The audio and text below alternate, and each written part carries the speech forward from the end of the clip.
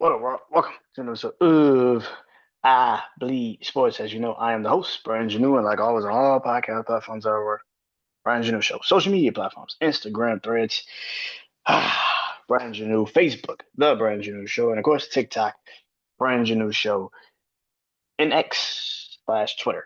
Uh, B Janeau, follow me on all those social media platforms. I would appreciate it if you did. Really, where you go? It's the YouTube channel, man. Brandon Janeau Show YouTube channel. Um, Subscribe, comment, leave the comments, helping the algorithm if you like and subscribe, if you comment. Yes, sir. It helps an algorithm. And hope you guys definitely look at the new episode that is out right now, which is Wrestling Life. But this is Tuesday. So you already know it's I Bleed Sports. A lot of stuff went on this week in football, college football. Last night was the national championship game. I talk about that, of course. NFL is officially into its second to last week of the NFL season. Got one more physical week before after this week of football, and then we're done. I mean, you got the USFL, but okay. Talk about the college football game. Talk about the last two games this week of the NFL season, and who can make it to the Super Bowl, and who I have going to the Super Bowl. Coaches. The more they get signed, the more they fucking lose their job. I don't know what to tell you. But I'll talk about the coaching situation in the NFL. I have my levels of warning, so I will be talking about those three teams. I will be talking about the All Star game of the NBA, which will be taking off in a couple of weeks. One noticeable name is no longer a starter in the All Star games. That's gonna be pretty intriguing to see how that's gonna look and how people are gonna try to spin it. And of course, we got some boxing. We got Teofimo Lopez, Shakur Stevenson, boxing, going one on one 2 Saturdays from now. Well, this Saturday, the next Saturday. So yeah, 2 Saturdays from now. It's my goddamn birthday. How the fuck I don't know this? But anyway, it will be Teofimo Lopez and Shakur Stevenson 1 on 1. Can't wait. So let's do this. But first, let's kick it off with this. Dodgers, the Dodgers have signed uh Kyle Tucker, outfielder, pretty good hitter. He's not a Dodger. Uh, yeah, that's the thing. Listen, man, the Dodgers have the most money. Like they're gonna always sign whatever they need or whatever they want, I should say, to still be in control of the situation in the MLB in the MLB to be the best team in baseball. With that being said, is the Dodgers ruining baseball? And this is always the topic when the Dodgers make a move. And this is why it's a hard thing to have a conversation about because at the end of the day, we could sit and say that it's about the Yankees when the Yankees are rolling. We say it's about the Red Sox when the Red Sox is rolling. There are certain situations where, yeah, certain teams can be ruining baseball. But the Dodgers, the difference between the Yankees, the Red Sox, all these teams, when they were kind of doing all of this shit, is they weren't winning. like the Dodgers just won a fucking World Series like literally this past year. They literally just won the fucking World Series. And yet you have people that will sit there and still say, but the Dodgers needed that. What made you think the Dodgers needed that? What is Shohei Ohtani about to be just a full flash pitcher now? The fuck are you talking about? Like it's just such a fucking crazy signing. Like why would you do that, man? Like I get it. You're making moves and yeah, the Dodgers are not supposed, but this isn't like football. Shit ain't even like basketball where a draft could get you right. You know what I'm saying? Like you could pick a really good player in the draft and the shit might get you right. This ain't even like that. Everything kind of does feel like it goes into the Dodgers just want to corner the market, and it doesn't matter how it makes the baseball look.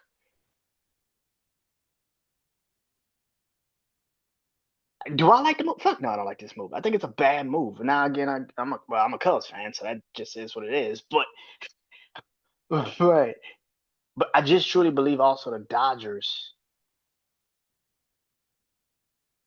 like I said, the Dodgers have the money, and no matter how we feel about it, the Dodgers have the money.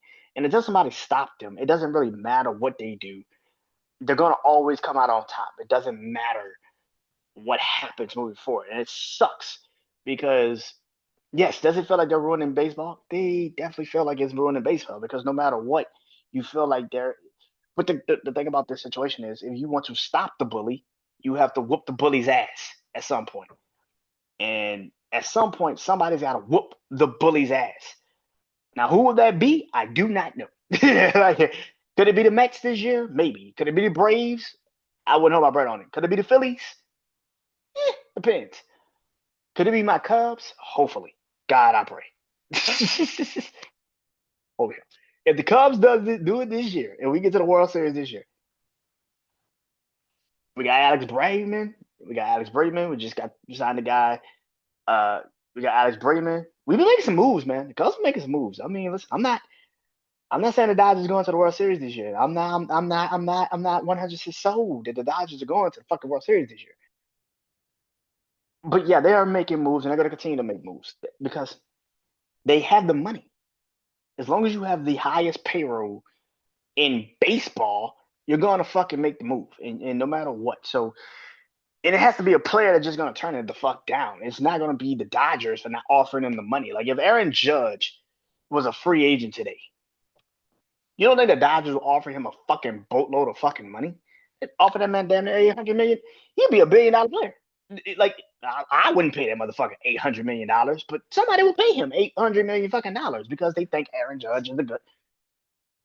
He's a great regular season player. He's not a great postseason player. And somebody's gonna pay him no matter what because it's Aaron fucking Judge. So yeah, if Aaron Judge was a free agent, yeah, the Dodgers would pay him because they have the fucking money to. It's not because they have the money. They have the resources. They can do whatever the fuck they want to do. And that's the problem. When they have the highest payroll, they can do whatever the fuck they want to do. Do I like the move? Fuck no. I feel like they're cornering the market. I think they just, oh, we don't have this right now. Okay, let's go get that shit. Like, what do we do? Like, yeah.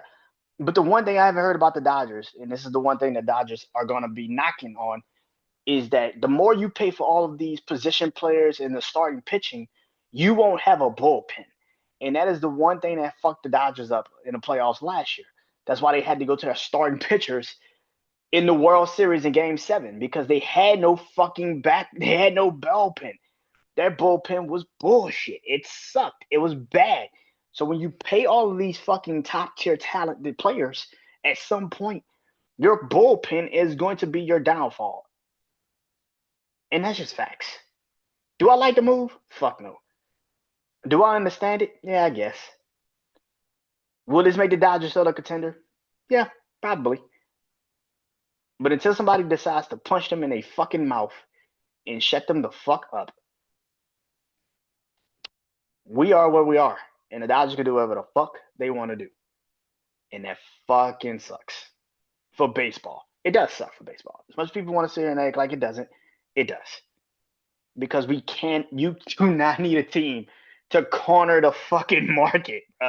That is not good, man. That is not good. That is not good. It does not work. But again, the Dodgers are one of these teams that don't have a good forming system. They can't really draft too many good players because all the fucking players they have in the AAA and the AA shit, they don't really know what they're gonna be. Because at the end of the day, you're fucking signing all these fucking all stars. It's like hard.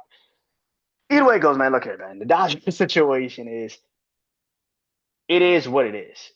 Until somebody punches them in their fucking mouth and say, listen, until somebody wins with a actual baseball team that isn't made up of all free agents and acquisitions trades and shit, like trade signing trades and shit like that, until somebody wins with the forming system.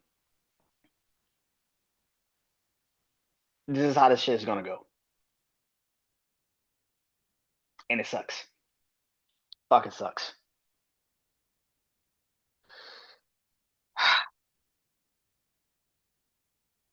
Basketball. Listen, All Star Game starters were announced yesterday during MLK Day. Yes. Rest in peace. I don't even feel right saying rest in peace to Martin Luther King. That sounds so wild. Rest in peace to Martin Luther King. Like that just sounds so wild. Rest in power to Martin Luther King. Now let's talk. Anyway, the NBA was the NBA All Star Game starters were announced. For the East, I'm trying to think off at the top of the dome. Tyrese Maxey, Cade Cunningham, Jalen Brown, Giannis Antetokounmpo, and Jalen Brunson. That was the East.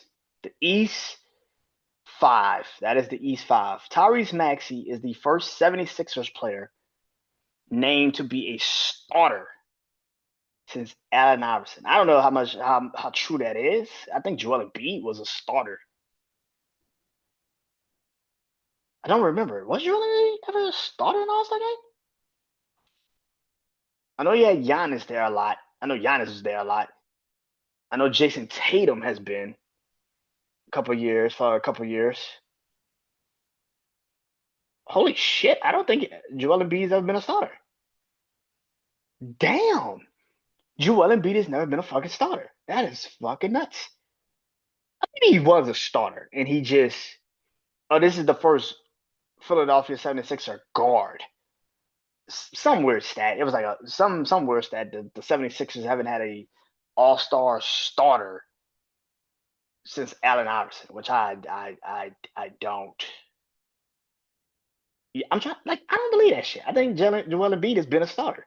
Y'all can correct me when this comes out. Philadelphia 76ers fans, y'all can correct me. Was Joel Embiid ever an All-Star starter? I thought he was.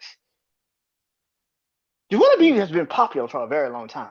So you're telling me he's never been a starter in an All-Star game? Or maybe he was named a starter and he just never got a chance to start because he was hurt. I don't. But even in that sense, that stat shouldn't have worked. Yeah, I don't know. But y'all can correct me when this comes out. I'll clip it and put it out there for social media. Anyway, Jalen Brown, Jalen Brown, Jalen Bronson, Cade Cunningham, who's having a phenomenal year. Cade Cunningham, Giannis Antetokounmpo, Tyrese Maxey. That is the five starters for the Eastern Conference that was announced yesterday. How do I feel about that? Sound about right.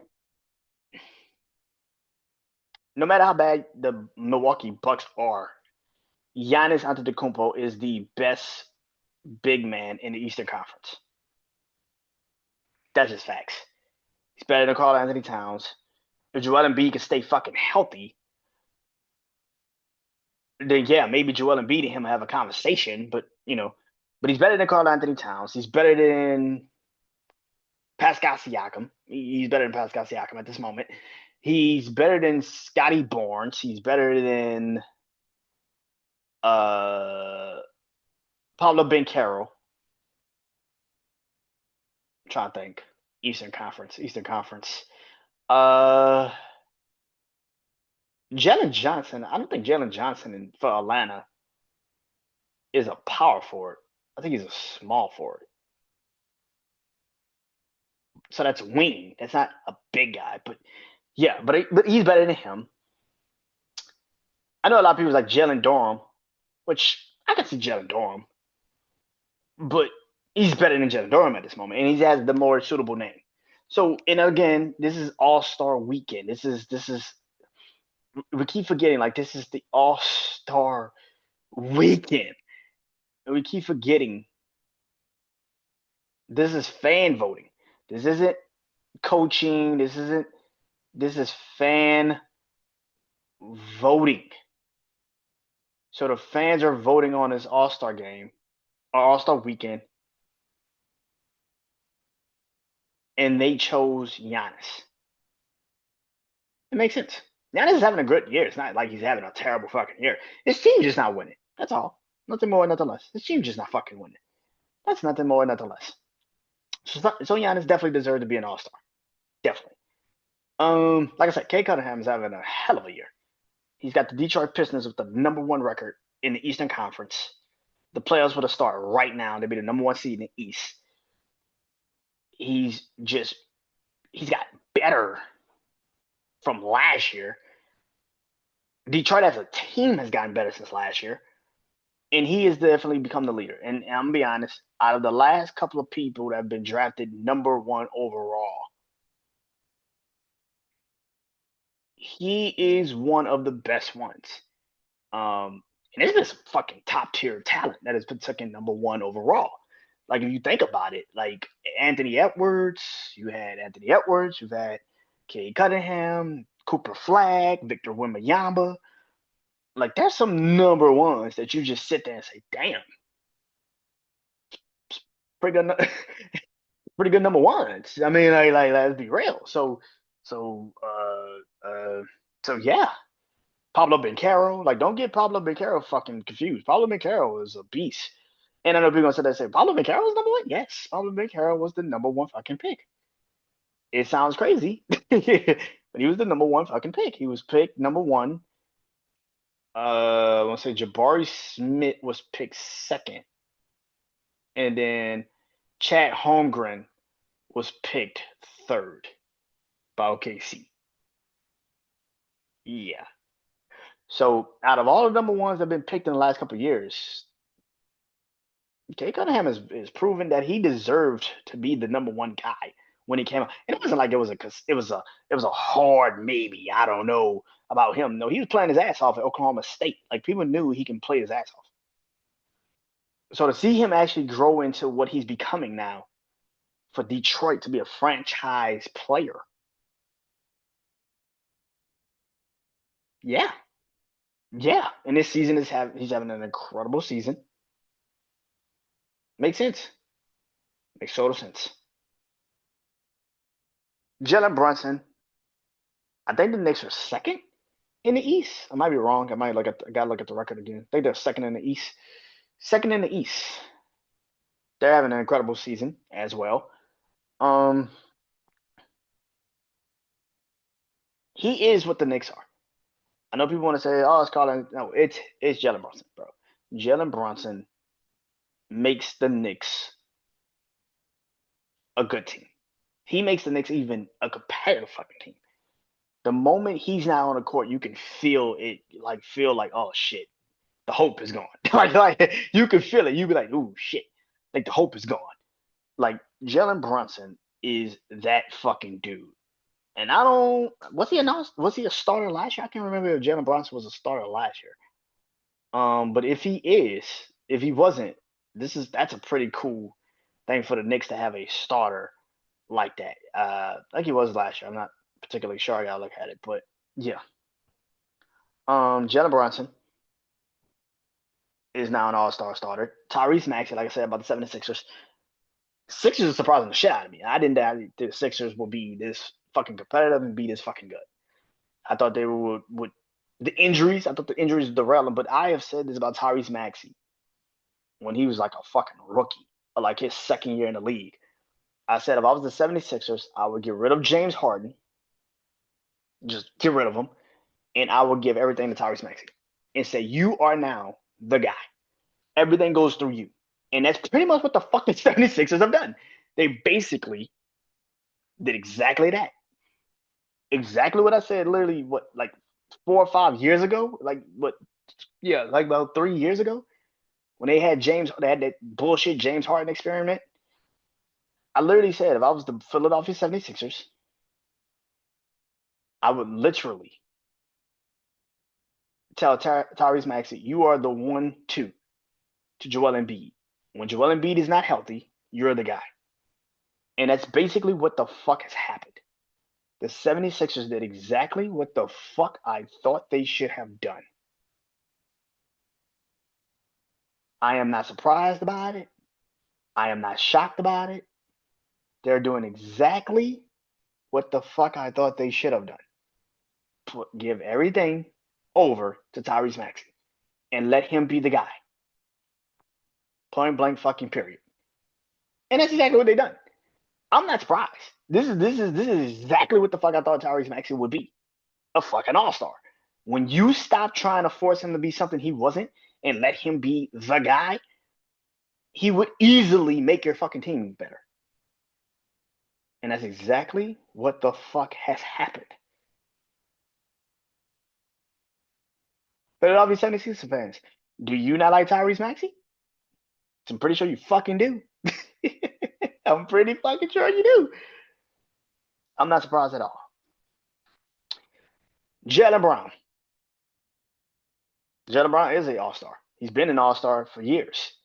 I think the problem with people when it comes to Jaylen Brown or even the Boston Celtics, yeah, Jason Tatum isn't there, but Boston is still competitive. They're still playing their ass off, and this is why I feel like a lot of people never really gave this man his proper respect. I like Jason Terry. I mean Jason Tatum. Jason Tatum. I like Jason Tatum,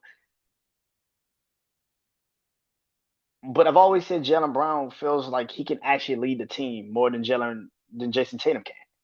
I've always felt that way. I felt like Jaylen Brown can always lead the team better than Jason Tatum can. And Boston is competing. They're playing. They're having a great season without Jason Tatum. That tells you a fucking lot. Yeah, Jason Tatum is great. He's good for what he is. But I've always said this about Jason Tatum. He's Kevin Durant. You could put him anywhere and he will fucking work. But does he make the actual team great because he's such a great fucking basketball player like that? I don't know about that. I think people give Jason Tatum a lot of credit because of how his rookie year was. And ever since then, you've been trying to say he's the best player. And I feel like best player? I don't even think he's the best player on the Boston Celtics. I've always felt that way. I don't even think he's the best player on the Boston Celtics. I've always thought Jaylen Brown was better. I feel like he's better defensively. I think he's a better on the ball defender. I think he's a better off the ball player. I've always thought Jaylen Brown was better. I'm not surprised that he's having a great season and he's a fucking starter in an All-Star game because I've always felt like he can fucking do it. I just feel like a lot of people just wanted this unrealistic thing about Jason Tatum to be the guy. He's the guy. Is he? Is he? Like I said, Jason Tatum is Kevin Durant. You could plug him anywhere and he will fucking work. He could score 30 points and get you 10 rebounds and maybe 5, 6 assists. He can get you that easily. He can get that shit when he steps out the bed. But let's say Jaylen Brown is hurt and Jason Tatum is playing. Is Boston winning these games? Probably not. Probably not. Is Boston competitive? Probably not. Because Jason Tatum's gonna get his. Oh, I bet money on that. Jason Tatum's gonna have 50 points and 40 and 60s and 80s, and he might go crazy. But the team is gonna suffer.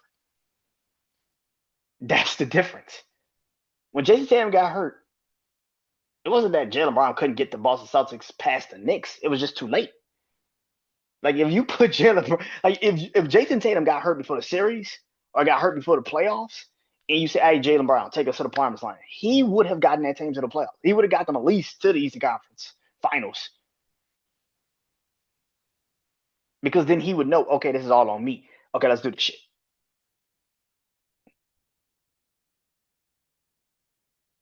So I'm not surprised that Jaylen Brown is a fucking all-star. A starting all-star? Fuck no. Western Conference. Western Conference is where this shit gets kind of funny and interesting. So the Joker was voted an all-star. Now the Joker hasn't played in like 3 months, like two. It's gone on 2 months. It feels like it's been going on like it feels like it's going on like 2 months now. Like he got hurt. I think Did he get hurt at the beginning of January? Or did he get hurt at the end of December? I can't remember. He got hurt in the Miami game, which I think was like New Year's Day, like the second day of January. So he's been out for damn near a couple weeks. But either way it goes, the Joker deserves to be an All Star. It's the fucking Joker. Like he deserves to be the All Star. Nikola Jokic is an All Star. That's pretty fucking obvious. Um, so he's one of the All Stars.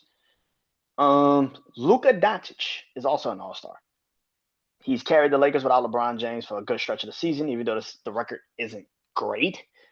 But Luka is doing what Luka does. He can get you points. He can fill up a stat sheet on offense. Don't ask him to play defense because that's not his fucking strong suit. He's never been a defender. I've always said this shit about Luka. I don't give a fuck if he drops weight. He can't defend because defense requires effort. You got to actually give a fuck. And he doesn't give a fuck.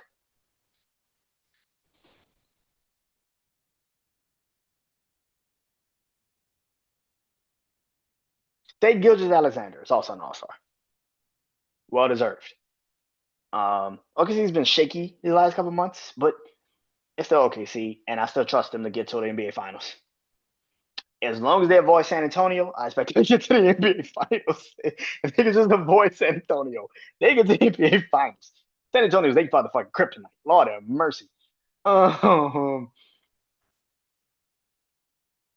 Steph Curry is also an all-star starter. Same thing you can say about Giannis. Golden State's not great this season, but it doesn't change the fact that Steph Curry is a name that's synonymous with the game. And you are going to vote for what you know. And Steph Curry isn't having a bad fucking season, but the team just isn't fucking good. And that's just facts. So, but Steph Curry is still doing his fucking thing. It's still Steph fucking Curry. He's out here dropping 30s, 30 points and shit. Because he can do that shit in his sleep. And that's more so because it's a unanimous it's a name that has place value, and obviously the NBA know and the fans know. So Steph Curry is going to probably get that All Star vote, especially having the season that he's having. It's not like he's having a bad season. He's probably going to get that All Star vote no matter what.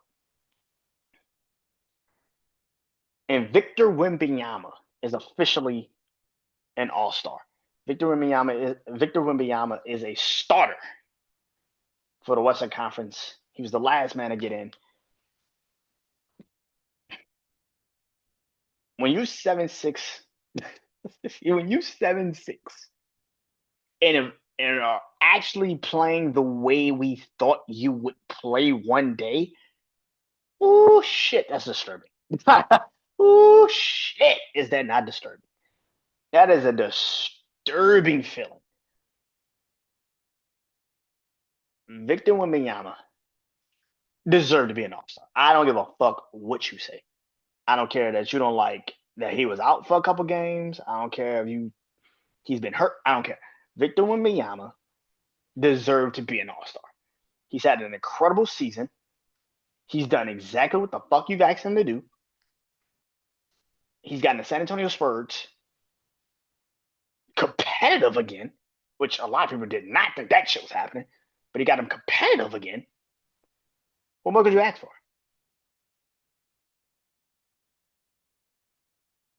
Victor Wembanyama deserved to be an all-star, and I'm happy he got the vote. Now, out of all those names, particularly on the West Side, who's missing? Who's missing?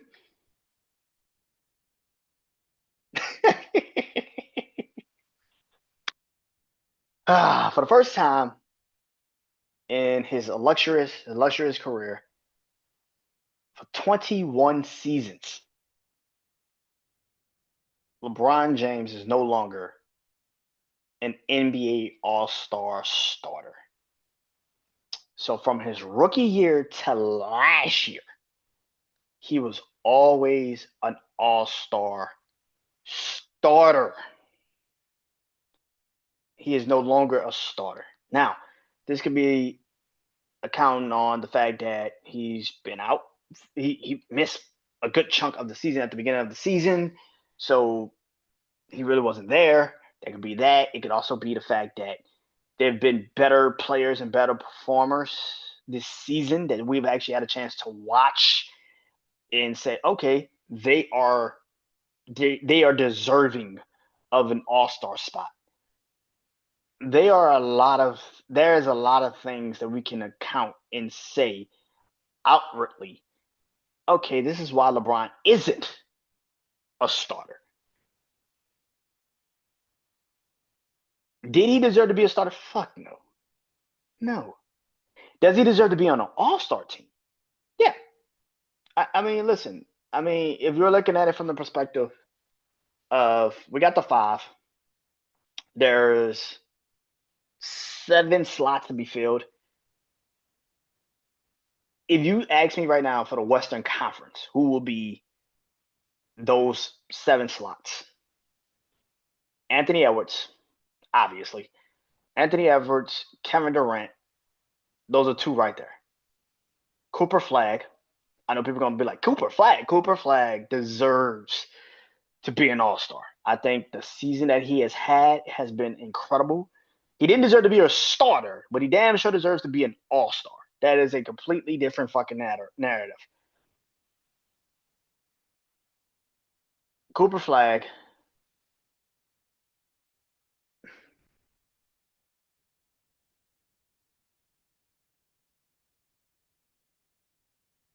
Devin Booker. I think Devin Booker's gonna get in. Uh,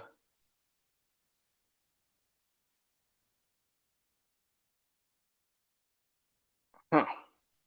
Devin Booker. I think Kawhi. I think Kawhi's gonna get in. I think Kawhi's gonna be one of the people that's gonna get in. I think Kawhi, because since he's been back, their entire fucking team has shifted. Kawhi,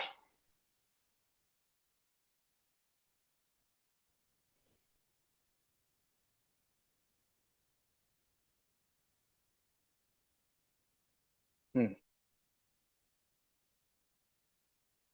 6 and 7 is a little iffy.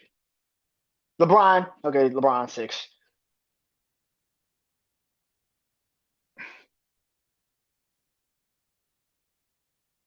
It is a toss up with Jamal Murray from Denver. I think Jamal Murray. Uh, Shangoon from Houston. I think Shangoon might get in.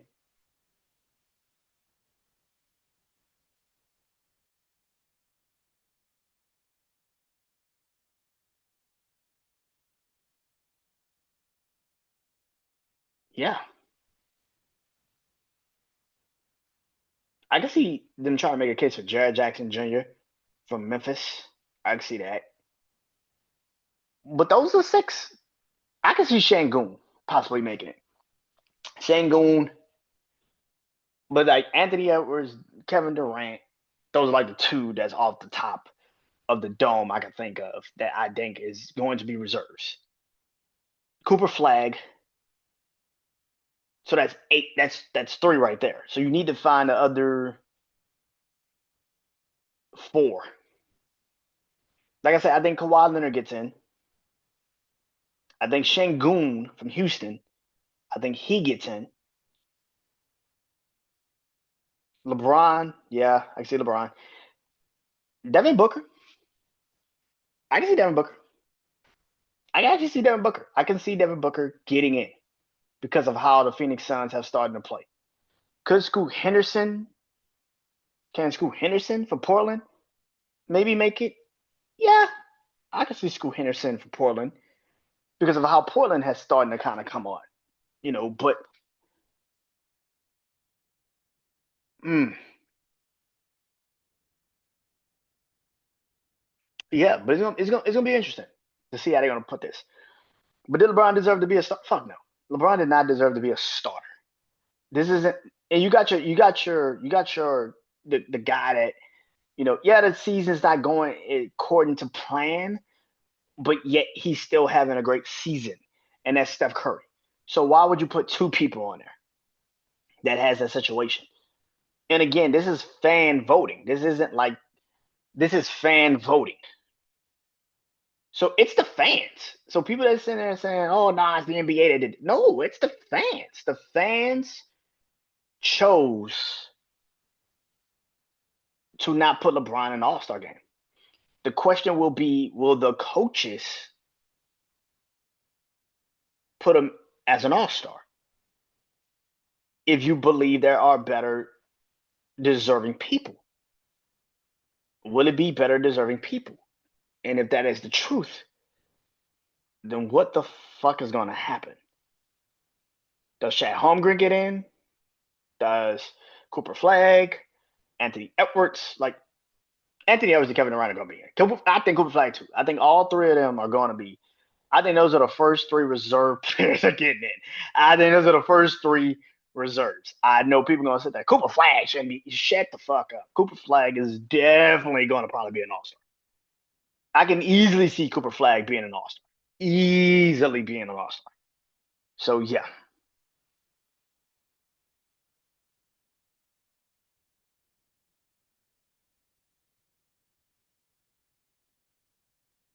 boxing. So like I said, there's a massive fight coming up. Teofimo Lopez will be stepping in the ring with Shakur Stevenson. Teofimo Lopez has only lost one time in his career. Very controversial time. I wouldn't say controversial because he lost, but he stepped in the ring, and we now know that he was never fully himself. He was dealing close to death when he walked into the ring against George Kambosos in New York, and when he lost for the first time. Anyway, he's made up for it since then. He's performed very well the last couple times I've seen him box. So yeah, Shakur Stevenson. Um, he dominated Will Cepeda the last time he was in the ring. Absolutely dominated him. Beat the hell out the guy. Um, this is going to be an interesting fucking matchup. Oh my god. This is the legend. This is the rumor. This is the legendary Four Kings of boxing conversation. Earlier in the 2010s, well, early in the 2020s, there was the Four Kings conversation, which was the light heavyweight division. It was Teofimo Lopez, it was Devin Haney, it was Tank Davis, and it was Ryan Garcia. And Shakur Stevenson, I always say, was kind of like the last one in because he kind of was just starting out to be the guy, but he wasn't there yet. Whereas for Ryan Garcia, Devin Haney, Tank, and Teofimo Lopez, they had put in enough work for us to have the conversation. This is a little bit different. Since that time, Devin got destroyed by Ryan Garcia, but he's bounced back tremendously. I was easily say that he's bounced back tremendously since then. Um, well, the first fight he had was kind of iffy. The Brian Norman Jr. fight was very dominant, very fucking dominant.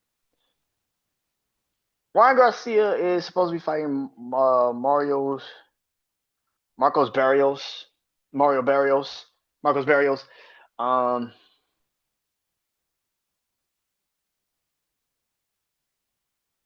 in a couple of weeks. I think they're fighting on Valentine's Day if I'm not mistaken. Yeah, I think they're boxing on Valentine's Day. Um, that's gonna be an interesting fight because I don't know who the fuck gonna win that. I'm leaning towards Ryan in that fight. I'm not gonna lie. I'm leaning towards Ryan. Mario Barrios, the last time I saw him against Manny Pacquiao, could barely beat a fucking 46-year-old a 46-year-old man who been out the fucking ring for 4 years. He barely beat him, and it was a draw. He didn't even win. It was a fucking draw. Like, yo, no. That is not gonna do. That is not gonna do. Um, but anyway, Shakur and Teofimo Lopez. Now, I have said numerous times that to me, you was to ask me at that time period in my life, who was the best boxer out of those four? Tank, Ryan, Devin, Teofimo. I said Tank, but I always said when he is focused and he is motivated and he ain't bullshitting, Teofimo Lopez would fuck you up. Teofimo Lopez can box his fucking ass off. When he is motivated and his mind is on the fucking fight, he has the power, the speed, the boxing IQ that would fuck you up. Teofimo Lopez is that fucking dude. I've been watching this dude for a while. The dude can fucking box. Like when he's on, he's fucking on. Like you can't stop him. Like watch him against Lomachenko. Those first 6, 7 rounds, he beat the shit out of Lomachenko. Lomachenko couldn't do shit. And then you got to maybe, the later rounds, but then that 12th round came around, man, he beat the hell out of Lomachenko. He beat the hell out of Lomachenko to the point where you couldn't deny, like, nah, he won. He clearly won this. Like, it's like, man, I'm looking at this situation, I'm saying to myself, like, damn. When he boxed, when Teofimo wants to fucking box, he can box. And he can outbox anybody. And I always felt that way. I always gave it to Tank because I felt like Teofimo would have to be engaged for 12 fucking rounds. And I don't think he's got the mental capacity to keep himself engaged for 12 fucking rounds. Because once he feels like he's got it won, that's when he gets fucking sloppy. Which brings me to Shakur Stevenson. Which brings me to Shakur Stevenson.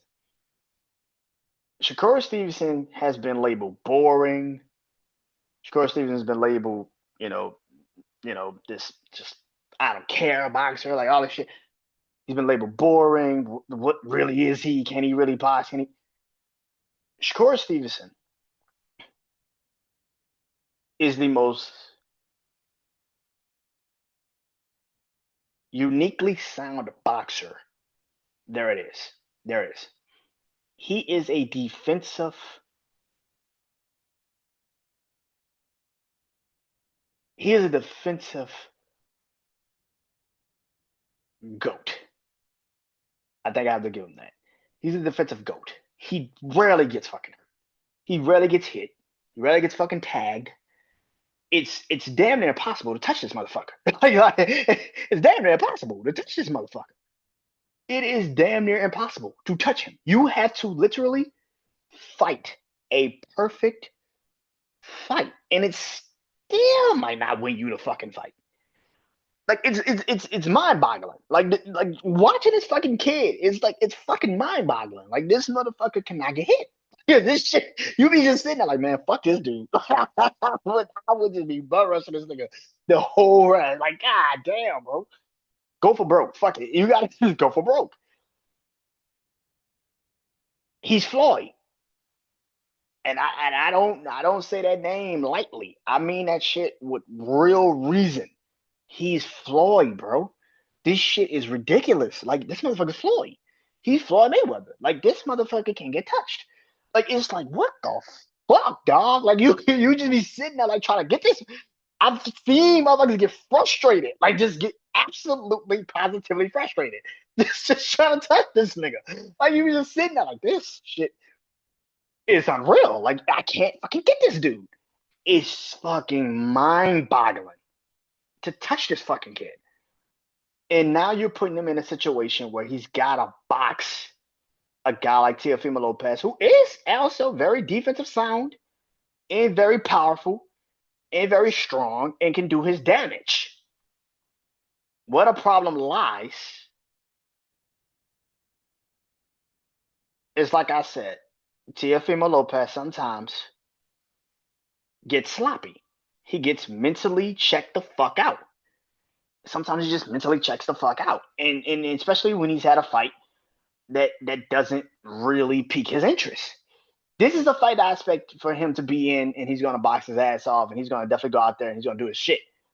I think he's going to be definitely engaged. But the problem with this is when you hear him literally talk, he literally says, he literally knows. He knows this shit.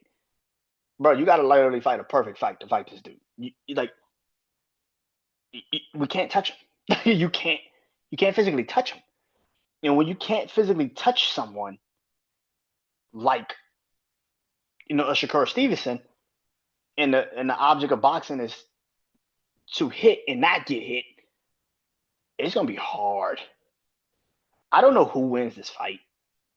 Like I said, I'm a fan of both. But when you hear Teofimo Lopez even say, I'm gonna have to do some tactics to get this motherfucker. Like, I'm gonna have to do some shit to get this motherfucker because I can't do what I usually do in a boxing match. I can't like engage with him the way I usually would engage with a boxer. Like I can't do that. Like he will fuck me up. Like it's and then on top of that, he just has to do the Floyd fight. Like I don't think people understand it. Shakur Stevenson can stand right in the pocket with Teofimo Lopez. Like stand right in the pocket with him and not get touched. And not get touched. Teofimo Lopez can stand right. Shakur Stevenson can stand right in the pocket with Teofimo Lopez and and not get touched. And not get touched. And now you sitting there like, what the fuck? And all you gotta do, boom, and get right back to the defense. Boom, right back to defense. Boom, right back to. He doesn't have to do. This shit is, yo, this shit is fucking crazy. Because I know what I'm about to watch, and I'm still gonna be like, nah, I don't know. He can stand in the pocket with him and not get touched. This shit is crazy. It's insane. I don't understand this. Teofimo Lopez can box his ass off. Don't get it twisted. I expect Teofimo Lopez to give Shakur one hell of a fight. I expect Teofimo Lopez to try to touch Shakur as much as he physically can. But I also know Teofimo Lopez has mental gaps. Like as good as he was in that Lomachenko fight, there was rounds where he just completely and utterly just let Lomachenko whoop his ass. As good as he was in the Jermaine Ortiz fight, those rounds where Jermaine Ortiz was fucking tagging his ass. Yes, he can box, but there's a problem with that. And I think that Teofimo Lopez can actually get fucked up in that fight. And I don't think Shakur can. And that's where the problem lies. Shakur's Floyd, bro. It's fucking ridiculous. This motherfucker cannot get touched. Name me a Shakur fight where he got really fucked up. Can't name me one because it doesn't happen. I can't name one fight where he got actually physically touched. Like he got really hit and really fucked up. I can't name one because it doesn't exist. Shit, that shit is wild. That shit doesn't exist. It doesn't exist. The fight doesn't exist. You even when he had a fucked up hand, like he didn't get touched the whole fight. He has a boxing IQ that's beyond touchable. Like that is ridiculous. Like he can't get touched. All he's got to do is reset Teofimo Lopez all night.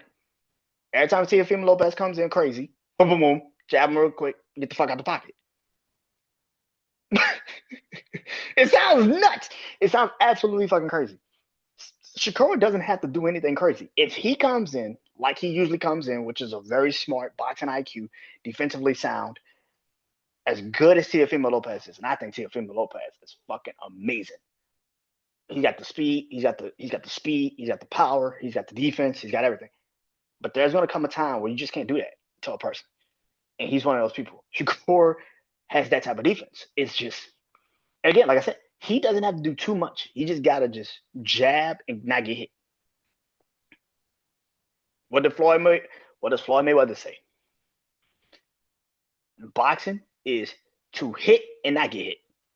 Shakur Stevenson has figured that part out. And once you have a person like that figures that part out, you can't fucking touch them. You can't fucking touch them, bro. He knows he doesn't need to get hit. He doesn't have to even engage. Well, he can engage and still not get hit. That shit is fucked up. That's gonna be, man. Look here, bro. I don't know who's winning though. I still don't know who's winning. Even though I'm saying all this shit, I'm just going off of what I've seen. And what I've seen is Teofimo Lopez has lapse, like mental lapse in his game. Like he has moments where he'll take a round or 3 off, and he'll start doing stupid shit. And it's just like you can't do that in this fight. Like Shakur will capitalize on you. And that is why I feel like this that can really yeah, that can catch him. I'm looking forward to this fight. This is literally gonna be the last thing I see on my birthday. And this is gonna be fun. I'm looking forward to this shit. This is gonna be fun. This is gonna be a good fight. I'm looking forward to this.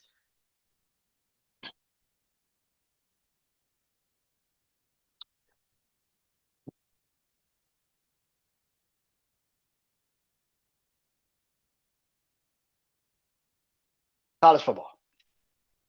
Man. Last night was great. Last night was great. And we, as college football fans, was treated to a real game, man. About fucking time. Because Lord have mercy, Jesus Christ. College football playoffs have been very hit and miss. That's to be real. These games have been very hit and fucking miss. Thank God that they gave us something. Thank God Indiana and Miami said, "Oh no, not tonight. Oh no. We're gonna go out here and we're gonna play." That fourth quarter.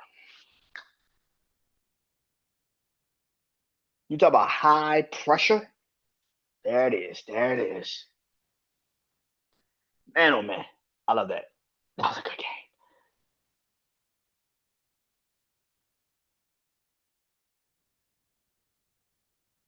Indiana had been the best team in college football all season long. All season long. It's amazing to see people trying to now explain how this team came to be. When I watched them since last year, I watched the Indiana football team last year, and I said if they just had a better quarterback, ooh shit, that team would be man. If they had a better quarterback, ooh shit, that team would have probably done some damage last year, and a little bit of a better defense. But Indiana, ooh shit, man, I'm not surprised. I'm not surprised at all that the Indiana Hoosiers won. Fernando Mendoza has officially secured the number one spot in the draft. We can officially put that shit to bed. I know people that sitting there saying, I don't know. Fernando Mendoza is going to be the number one quarterback when it's all said and done. He is going to the Las Vegas Raiders. It is sitting at number one. Pittsburgh is what the draft will be this year. I don't even think we need to take that fucking long. I think the Raiders, as soon as the fucking clock open, the clock shut the fuck off and say, okay, we're Fernando Mendoza. Done. Put that shit right. We don't need 5 minutes. We don't need all of the traditional shit. Hey, man, Fernando Mendoza, go ahead. Get that shit out the way. Let's move on. Let's get this shit out the way. Fernando Mendoza went off last night. He had a couple of plays, but that particular, not the last drive that they had when they kicked the field goal, that last drive where they had to basically figure out they wanted to punt the ball and kick a field goal on that 4th and 5. That was a 4th and 5. People forget that shit. When he ran that touchdown in, that was a 4th and 5. That man shout out to the coach. Yo, Kurt Cincinnati. Kurt Cincinnati. Oh my god, I keep saying that name. Kurt Cincinnati. Shout out to the coach of Indiana. That is a bold fucking move. Not just the first four down, but the second four down. Not the second four down, the first four down. 4th and 7, you tell your quarterback to go out there and basically throw a back shoulder pass. Throw a back shoulder pass to your receiver. Now, why Miami defensive coordinator didn't understand that maybe, just maybe, you probably should not play man to man. You, that's just common sense. I mean, if they already hit this shit once on you, I probably shouldn't probably put man to man on this fucking dude right now. But they did that shit twice to you. In in moments where you could have ended this game. You could have got the ball back, gave it to Carson Beck, let him have a little bit more time. He could have moved down the field. He could have had a chance instead of putting him in that situation where he had to throw the fucking football and get it picked off at the end. But that's neither here nor there. Anyway,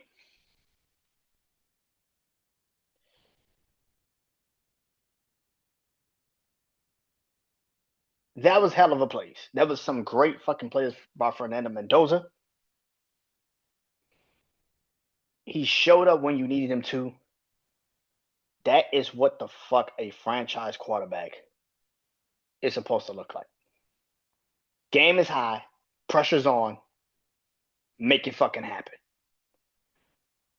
Please believe me, that's what I'm about to talk about later on. I know it's college, but that shit kind of hits also in the NFL. Anyway, Fernando Mendoza made the plays, but Miami probably should have been blown out in that game because they couldn't do shit in the first half. I mean, nothing. They couldn't move a fucking inch. They couldn't do shit in the first half. And in the second half, they woke the fuck up. They realized, oh yeah, we are at home. Like, oh yeah, we are at home. I mean, I know it's Indiana technically the home team, but we are at home. This is our building. And they showed the fuck up in that second half, man. And they put on a show in the second half. And I don't know uh when Mark Fletcher Mark Fletcher Jr. is going to be out. I don't know if this was his freshman year, sophomore year, whatever. I don't know.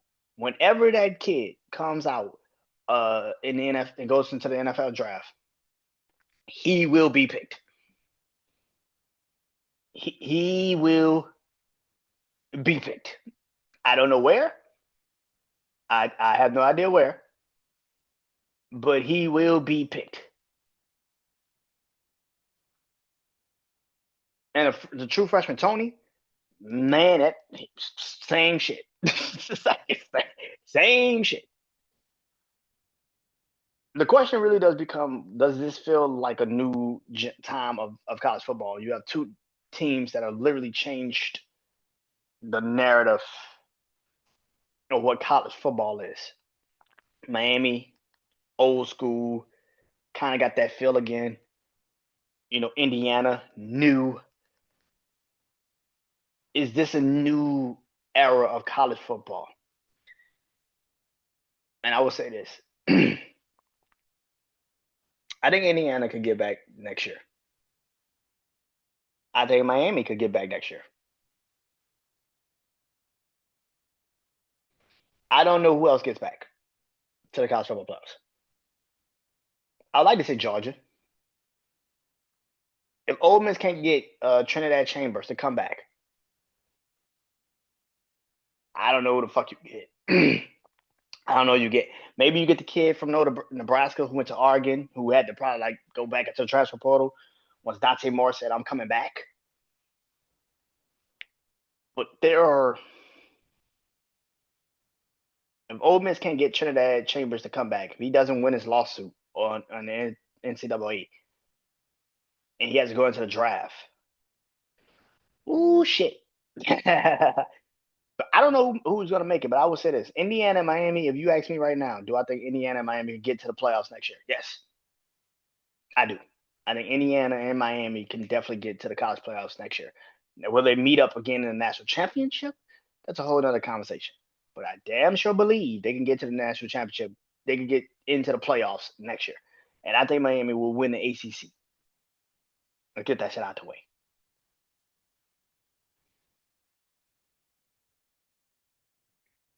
NFL, NFL.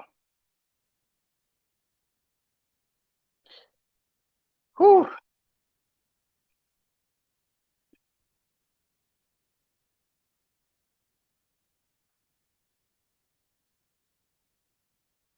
There are two games left.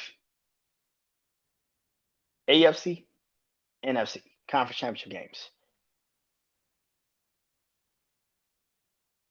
Patriots versus Broncos is the first game. It's for the AFC championship game. Winner goes to the Super Bowl representing the AFC. Patriots. They beat the shit out. Well, I don't say they beat the shit out the Texans because they really didn't. But what, 5 turnovers I think the Texans had? The Patriots survived. Well, did enough to win the game against the Texans. Did enough to win the game against the Texans. And they are now officially in their first AFC championship game since 2018, 2019? Yeah, no, 2019. Holy shit. Yeah, it's been since 2019. They're in the first AFC championship game since 2019. That is crazy. That is nuts. They will be taking on the Denver Broncos, who won in overtime to the Buffalo Bills, winning 33-30 in overtime. But they got some terrible fucking news after they won. Their starting quarterback, Bo Nix, second-year pro, who played pretty fucking well. I mean, incredibly well in that game. He is no longer playing this season because he broke his ankle. He will no longer be playing this season. That is the AFC Championship game.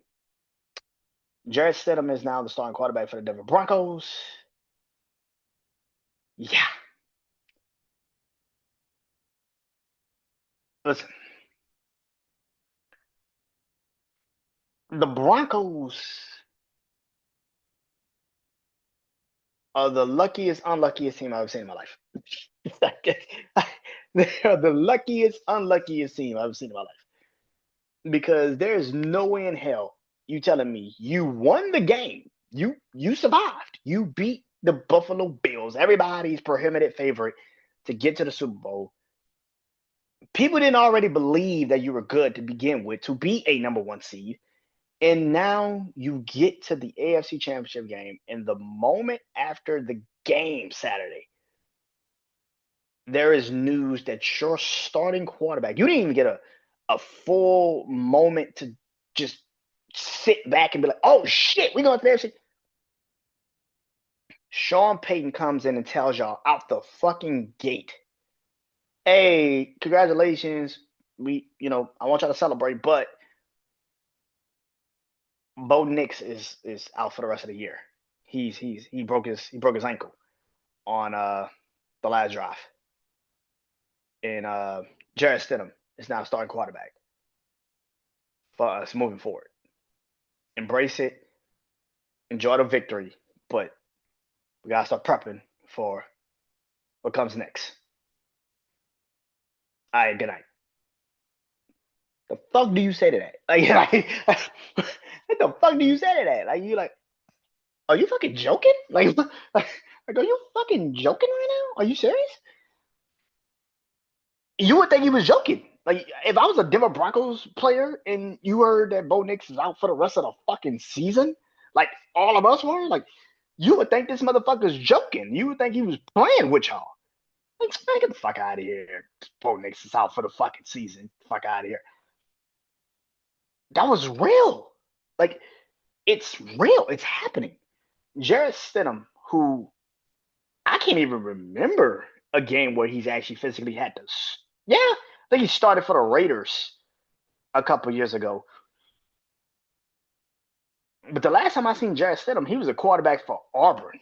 Like last time I seen him actually start a game, he was a quarterback for Auburn. Like, and he wasn't particularly great like that. This is the thing about this situation. The Broncos defense is good. They're okay. They're decent enough. But are they decent enough to get you to the Super Bowl? Because you're asking Jarrett Stidham to basically go out there and be a lesser version of Bo Nix. You're asking him to be a lesser version of Bo Nix, and I don't know if he can. And this is why I feel like a lot of this situation is going to be very, very hard. And I don't see them succeeding in that situation. Anything can happen. It's a fucking Sunday. Anything can happen. The Denver Broncos can come out on fucking full tilt and just say, fuck this shit. Let's just unload everything right out the gate. Let's beat the hell out the Patriots to get this shit over with. They can do that. They can do that. They can absolutely come out and just be full-fledged, just throw everything to the wall. Where the problem lies is that I don't think the Denver Broncos would do that. I don't think Sean Payton would do that. I've seen Sean Payton win some crazy ass fucking games. I've seen it. I physically have seen it. I've seen Sean Payton win some fucking games, like some crazy ass games. Being the coach of the Saints, we didn't always have Drew Brees, especially at the end of his career. We didn't always have Drew Brees. We had Teddy Bridgewater, we had Taysom Hill, Trevor Siemian. We won some games with some fucking people. Like we were just like, what the fuck? I've seen it. I've physically seen it. But at the same time, uh, we had somewhat of a receiving core. We always had Alvin Kamara. It wasn't like it was a bad team. We had Taysom Hill. Like it wasn't always a bad team. We had a pretty good offensive line still. Can it happen? Yeah, it can definitely happen. I'm not gonna count Denver out because I think a lot of people would, but I don't count Denver out. Could it happen? Definitely could happen. Where the problem lies is that the Patriots are just a better team than you at this moment. And at the end of the day, that's just what it is. The Patriots, and this is why I kept telling people, stop telling me, look at the record of the Patriots. Like, my nigga, you act like the Buffalo Bills didn't play the same fucking teams too. Like, they play the same teams, nigga. The fuck are you talking about? They played the AFC North just like the Patriots did. They played what? They played the AFC North just like the Patriots did. They played the NFC. What the NFC? What the fuck? Who they played? The NFC. What's it? The NFC East? Yeah, they played the NFC East. They played the NFC. No, because the Patriots didn't play Cowboys this year. Um, they played the NFC. They didn't play the NFC South because I would have remembered that. Wait, did we? Yeah, they played the NFC South. Yeah, we played the NFC South. They played the NFC South. So they played the AFC. The AFC. They played the AFC North and the NFC South. That was our schedule this year. So the Patriots played the same fucking teams y'all played. They played the NFC South and they played the AFC North. They played the same fucking teams y'all played. That's 8 teams right there that you played. 4 in each division. I know people are gonna be like 8 teams. 4 in each division. 2 divisions, 4 teams. So that's their 8 games. And then they played in the same division you played in. Like Buffalo. Played in the same division that Buffalo played in. Played the same fucking teams. Jets, Dolphins. And then they played against each other. This is why I keep saying the Patriots roster is better than people give them credit for. The Patriots roster is way better than people give them credit for. And that is why I kept saying, like, people that sitting there saying, like, oh man, the Patriots didn't play nobody. Yo, the Patriots are fucking good, bro. And you gotta stop saying that they're not. And for people that's also sitting there and saying about and I get on that later, but the Patriots defensively is fucking good. Like, people don't understand how good this fucking defense is. Defense is fucking good. To be honest with you, defense has actually carried the offense the last 2 fucking weeks in the playoffs. Because you can't tell me one time where the offense was actually fucking good. Like the offense have not had that true dominant game. They haven't had it yet. Like the Patriots not had that one game where the offense flat out put up 30 fucking points. It was a mugging. Offensive line pushed the shit back. The running game was crazy. Stephon Diggs, and you got Kayshon Boutte, and you got Kyle Williams, and you got Hunter Henry. There's not been, and Drake May hasn't had a turnover or two. They haven't had a game yet like that. They've been decent enough to play off. The offense of the Patriots has been decent enough to not get themselves put in a position to lose the game. But you play 2 teams that single-handedly just doesn't have an offense. They have no offensive line. They have no running game. They have no receiving core. The fucker. what's the game? And now you're playing a team that has no running game, a pretty decent offensive line, a barely there receiving core. They got Cortland Sutton, but that's a barely there receiving core. And now your starting quarterback is fucking out. So now you're asking a backup to handle a situation that isn't made for him. Good fuck. You could do this for a week. I mean, they could literally have this situation for a week. You can't prep a backup for a week and think, especially this high of stakes. If this was a regular season game, if this was a regular season game, okay then. Okay then. We're having a different conversation. If this was a regular season game and you're asking Jared Stidham to come in and play, okay then maybe. But the fact the Patriots are trying to go to a Super Bowl II, I don't see them taking their foot off the brake. I don't see them taking their foot off the gas. I don't see them putting their foot on the brake. I don't see it. I don't see the Patriots saying, "Oh yeah, let's take it easy." Fuck that. Kill them. Mike Vrabel's like, kill them. Get this shit over with. The Patriots defense is nothing to play with. That's a good fucking defense, bro. I know people don't want to hear that. That's a good fucking defense. And they're healthy now. That's a scary fucking defense, bro. They can play their ass off. But yeah. The other game is the Rams versus the Seahawks. Rams barely survived. Barely survived. Another overtime game in the playoffs. Barely survived beating the Bears. 20-17 in overtime. They won the game. Uh, yeah, Seattle. Ooh, shit. It. Belt to ass, ladies and gentlemen. Belt to ass. It wasn't even belt to ass. It was a switch. I'm pretty sure I saw an extension card. This was fucking. This was fucking. It was a switch. It was an extension cord. It was a foot. It was a boot. Man, they beat the shit out the damn 49ers. That shit was. They beat that ass. Lord have mercy. They beat that ass. Lord. It was what 41-6, some shit like that. It was like 41-6. It was bad. It was bad, man. It was bad. It's another divisional game. I give you that. It's another divisional game for both teams, for the Rams and the Seahawks. It's another divisional game. I don't know who's winning this game. I got time. I got to do my show with my brother Juan at Saturday, so I got time. To decide what I want to do with this game.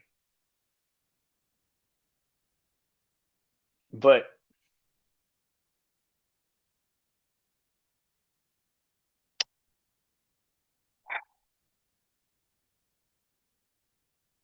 I think the Rams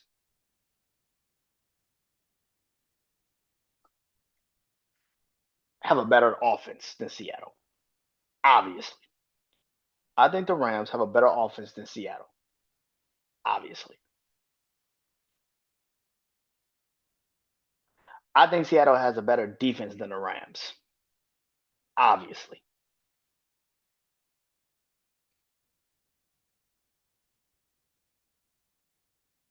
I give the edge to Sean McVay a little bit over Mike McDonald at this moment.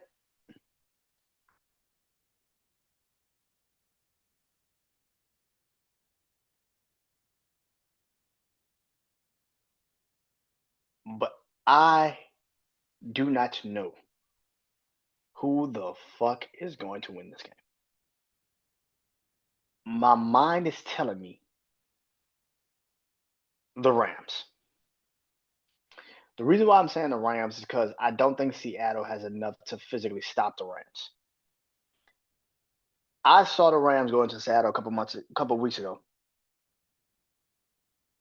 and literally beat the shit out the Seahawks for about about 52 minutes in that game. 52 minutes. The Rams beat the shit out the Seahawks. Beat that ass. The Rams gave the game to Seattle. They gave the game to Seattle. Rashid Shaheed on a punt return. A couple three and outs. And your secondary could not stop them once they got past you. You couldn't stop them. This was the game where I realized Rams defense just fucking sucks. It's not good. Outside of the front four,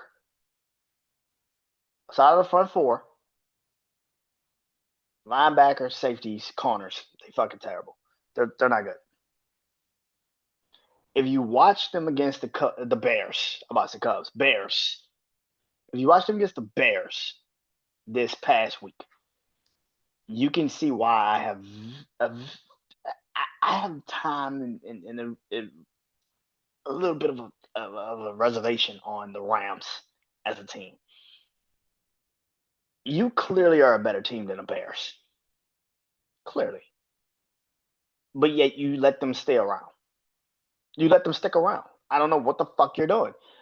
You did this with the Panthers. You've now done this with the Bears. If you let Seattle stick around, they're gonna beat you. And I know they will, because I saw it all fucking already. I know they will beat you. If you let them stick around, they will fucking beat you. And I know they will. The Rams need to beat the shit out of Seattle. I just don't think they will. And that is why I say I have right to judge. I have right to hold my judgment of this game. I don't know who the fuck is going to win. Because I don't know. I don't know. And I completely don't trust Sam Darnold in this fucking game. Sam Darnold with the Super Bowl on the line, get the fuck out of here. That is why Kenneth Walker is the most impactful key. Excuse me. And now that you have Charbonnet also out for the rest of the fucking season too, because they announced that he tore his ACL today. This is just I don't. Oh shit! I don't trust this game. I don't trust this game. I have the Rams winning. If you ask me on a Tuesday, January, what is it? January, what 19th? I think it is. Yeah, 19th. On January 19th, I got. Yeah, January 19th. I got. On January 19th, yeah, January 19th. Yeah, no, January 20th. On January 20th, I got the Rams. Check back with me in 4 days because I have no idea. I have no clue who's going to win this game. And that's the beauty of football, right? Speaking of the NFL coaches. So the more things change, the more they stay the same, right? The more things change, the more shit gets more complicated. So I should say. Um,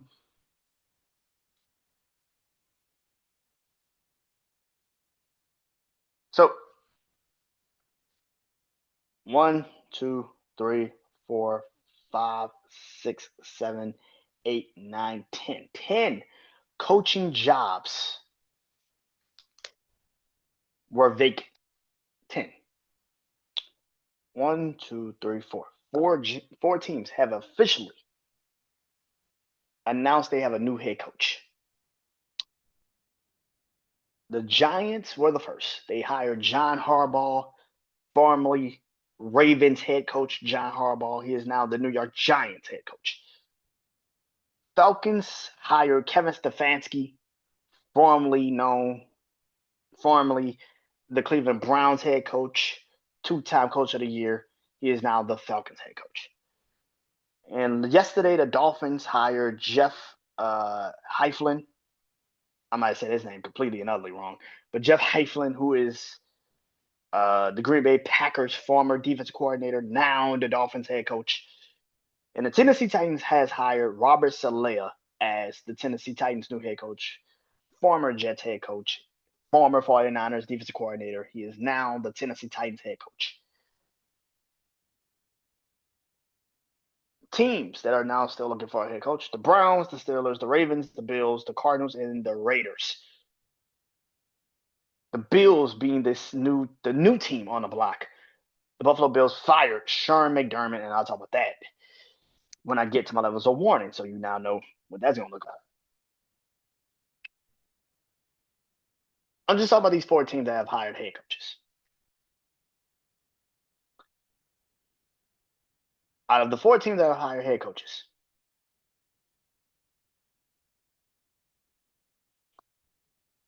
I think Tennessee got the best job. I think Robert Saleh is the best hire right now. If we're talking about right now, Robert Saleh is the best hire. I know people think I'm crazy saying that. What? John Harbaugh is the best. What? Kevin Stefanski. Because of social media, you got to say something different than what I said. Robert Saleh is the best hire. That is the best fucking hire I've seen on this paper that I'm looking at right now. That's the best hire. Tennessee does not have a bad defense. This past year was kind of, but they have something there. And I know for a shadow of a doubt, Robert Saleh is going to get that fucking defense right. And 2 years ago, not this past season, this last year, 2 years ago, that defense was the number 2 ranked defense behind Philly. Yeah, and I'm talking about Philly went to a Super Bowl defense last season. Yeah. The number 2 ranked defense that year was the Tennessee fucking Titans. So Tennessee still got something there, man. And I think Tennessee got some cap space. I think they might be second only to the Raiders, if I'm not mistaken. I gotta go check and see again. But I think they may be second only to the Raiders. But Tennessee has clearly a franchise quarterback. Whereas for 3 of these teams, you don't know if they are franchise quarterbacks. I like Michael Penix Jr. I think Michael Penix Jr. is going to be an amazing quarterback, but I don't know if he's a good fit in Atlanta. We're going to see with Kevin Stefanski, who's an incredible head coach and an incredible quarterback whisperer. Miami is clearly questionable on tour. They don't know. In the Giants, we shall see what they really do with Jackson Dart moving forward.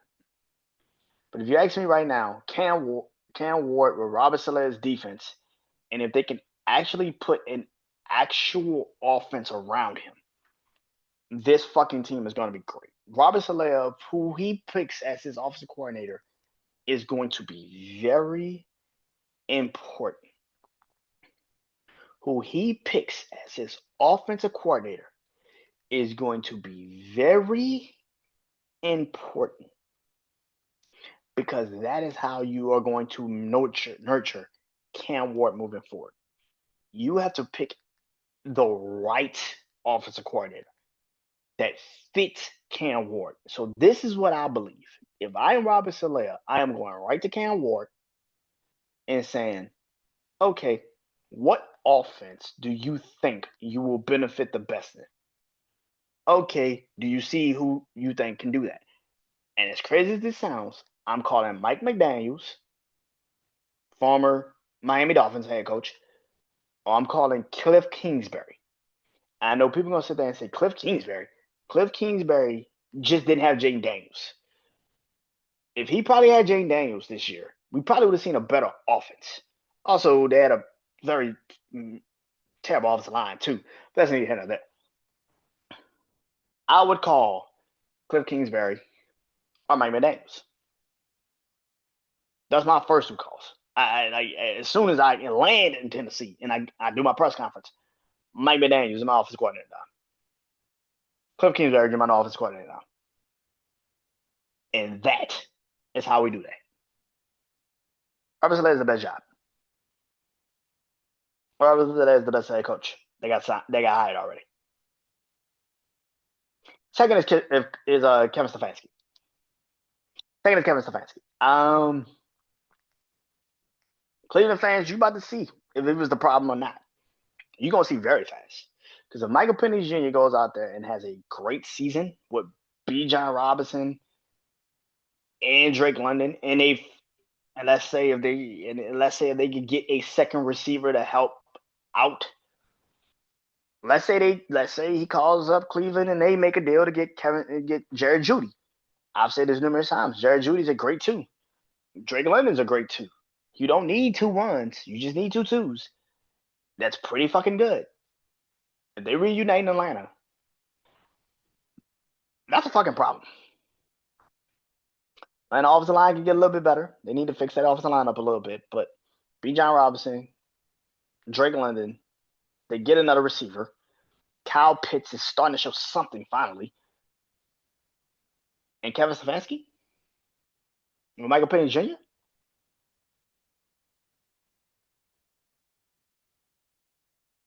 Yeah, that's gonna work. Yeah, that's gonna fucking work.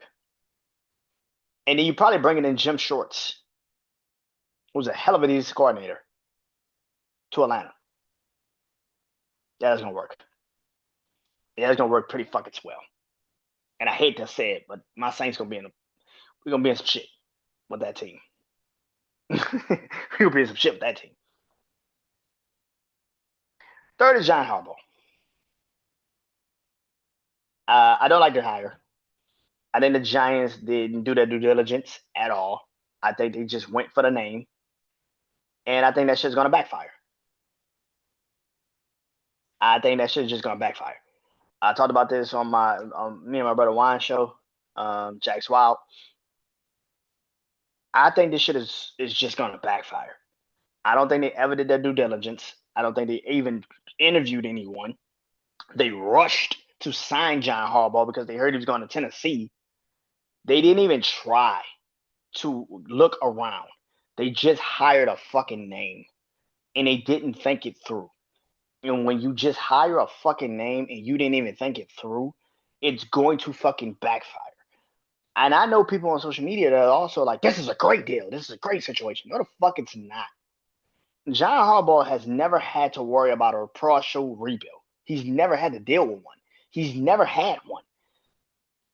Even when he had Joe Flacco for a good stretch of time, the Ravens were always competitive. They always had a good defense. They always had something to hang your hat on.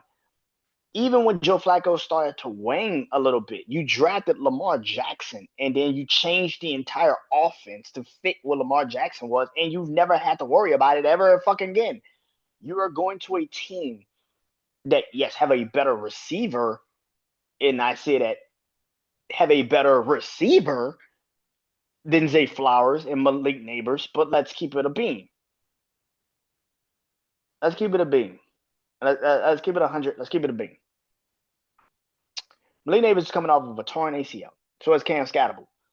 They are all both coming off of a torn ACLs. And then you're asking the Giants offense a line who's not particularly great. They're okay. They're decent. Okay, let me take that back. Outside of let me take that back. Outside of Andre Thomas, I don't know anybody else on the offensive line. I don't know a soul on that Giants offensive line. That defense of the Giants is outside of the front four, very fucking shaky. And then on top of that, you probably have to deal with Kayvon Thibodeau because you drafted a dual Carter last fucking year, and you're probably going to play Brian Burns. So Kayvon Thibodeau, who's coming up on a contract, you damn sure probably not resigning him. You're not going to give him an extension. And if you do, that's fucking stupid. So you're going to probably have to flip him. Okay. And now I'm looking at this again. I'm looking at this situation. I'm saying to myself, what the fuck are the Giants? You just hired a guy because of a fucking name. You didn't even think it through. The fact that John Harbaugh has not proven at one point that he can win a game without Lamar Jackson is fucking crazy to me. You basically are bringing in the same staff that basically just punted on a season. And yet you want me to sit here and tell everybody this is a good fucking signing because of a name. No. John Harbaugh, off of name recognition, is great. But John Harbaugh that can win you a championship? No. And then on top of that, you didn't even fire the GM. You didn't even fire the GM. So basically, he's coming in with a GM that technically is on borrowed fucking time to begin with. And if the Giants suck, if the Giants don't have a good season, who the fuck you think getting fired first? I don't understand the signing. I don't like it, but I will give them the third spot over the Dolphins because I don't know who the fuck this kid is. You hired a guy from Green Bay. Again, did he make that Green Bay defense great? After Michael Parsons got hurt, that defense struggled a lot. His strong suit is supposed to be defense. If that Miami defense is not at least in the top 15 by the end of next year, you wasted a fucking signing. You brought in a head coach for no reason. You're probably going to have to fire him and think about another head coach.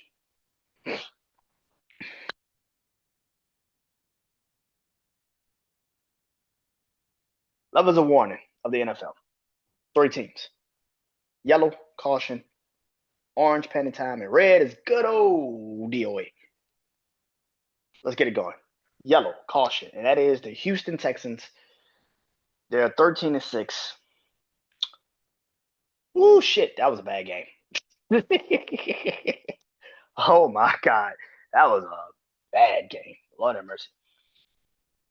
Let's get this out the way. CJ Stroud had a terrible game. I'm not about to sit up here and tell you that he didn't. He had a really bad game. For people that sitting there and saying, but he had a bad game against Pittsburgh too. Okay, yes, he had a bad game against Pittsburgh too. Yes, he did. What I'm not about to do is let this narrative keep going on that CJ Stroud is a terrible quarterback. Was this the same energy y'all had with Trevor Lawrence for the last 5 fucking years? Sports media? Last time I checked, Trevor Lawrence, until this season,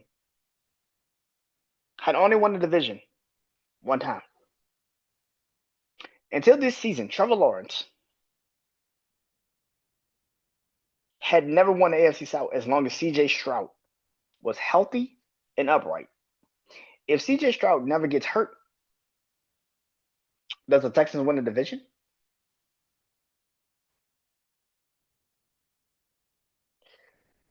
I never heard this shit when Trevor Lawrence's contract came up. I never heard this shit when Justin Herbert's contract came up. That people are sitting there saying, I don't even know if they should give him an extension. I don't know if they should even resign him. I heard motherfuckers physically say, Trevor Lawrence should get paid, and now you should see if he's a franchise quarterback. What the fuck? So give him the money and then see if he's a franchise quarterback. But CJ Stroud is like, oh, nah, CJ Stroud, they should really think about their future. Are we talking about the same CJ Stroud that has been to the playoffs all 3 years that he's been in the NFL? Are we talking about the same CJ Stroud that has won 2 out of the 3 years that he's been in the playoffs? He's been the division winner of the AFC South, the same AFC South that Trevor Lawrence has been in for the last 5 years. Are we talking about the same CJ Stroud that has won majority of his fucking football games? He's won a large majority of his football games. This is where I'm having a problem. Yes, I get it. And I said this shit last week, and I'll say it again. Y'all are trying to sit there and tell me because his fucking center snapped the ball 5 times. Now, they blamed it on him. The flea flicker was his fault, but that's a dumbass play to call when you know your offensive line can't stand up and give him enough time to even throw the fucking football, let alone catch the fucking football and look for somebody down the field. That was a stupid ass fucking play. He got hit and he fumbled the ball. The second fumble they blamed on him, the center literally snapped the fucking ball and he wasn't even looking. He was trying to set protection and tell the fucking people where to be just in case he needs to check it down fast. The center snapped the fucking ball He wasn't paying attention. The fucking ball hit him, and it's a fumble, and you blamed it on him. Then he had 3 other fucking fumbles in that game where the center flat out snapped the fucking ball, and he wasn't paying a fucking attention.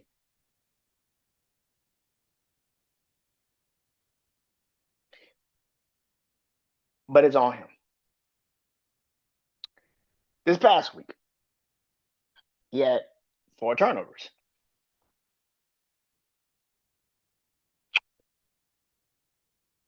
One of the picks,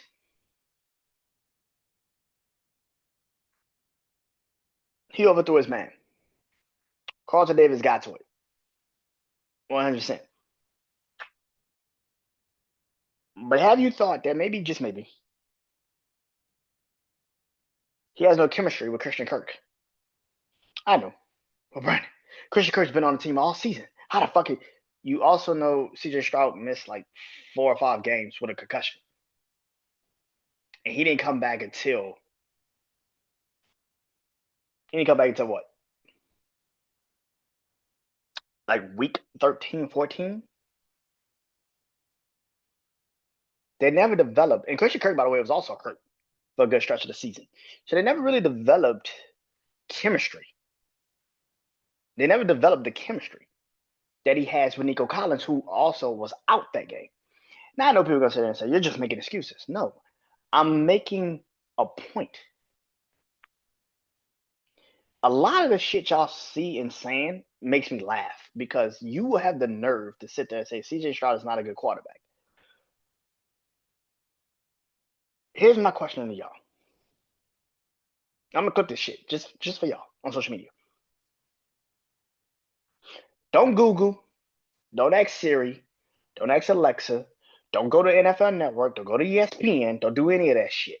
I want you to basically tell me off the top of your fucking head, your head, not what the NFL Network is telling you, off your fucking head.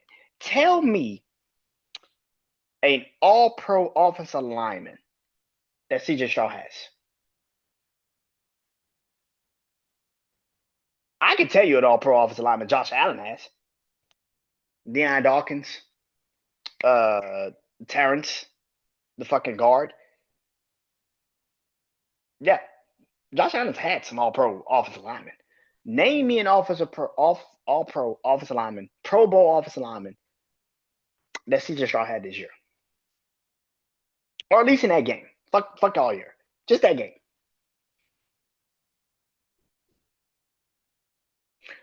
Don't go to the NFL Network. Don't Google the shit. Name me an all-pro offensive lineman that he had in that game.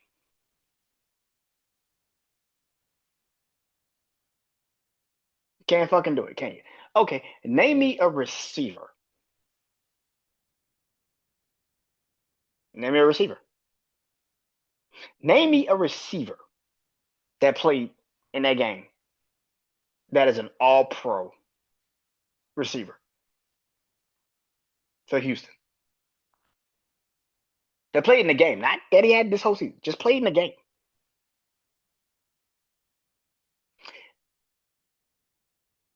Name me his tight end.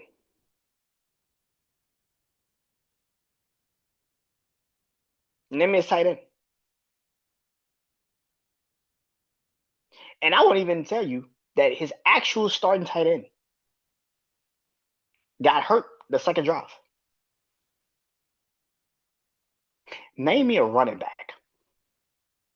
Name me his starting running back. Name me CJ Stroud's starting running back. And no, it's not Nick Chubb. I know you're going to say Nick Chubb. It's not Nick Chubb. So let me ask this question. He has no all-pro offensive line, which means his protection is probably literally no protection at all, or literally little to no protection. He doesn't have a weapon out there in the football field that you can trust like that. His security blanket is gone, which was Dalton Schultz, and he got injured the second drive of the game. And he had no running game. And then on top of that, knowing all that, you as an offensive coordinator of the Houston Texans asked him to go out there and throw the ball 47 fucking times. When you know he's throwing 2, 3 picks already, 4 turnovers already. You asked him to throw the ball 47 fucking times in that game. 47.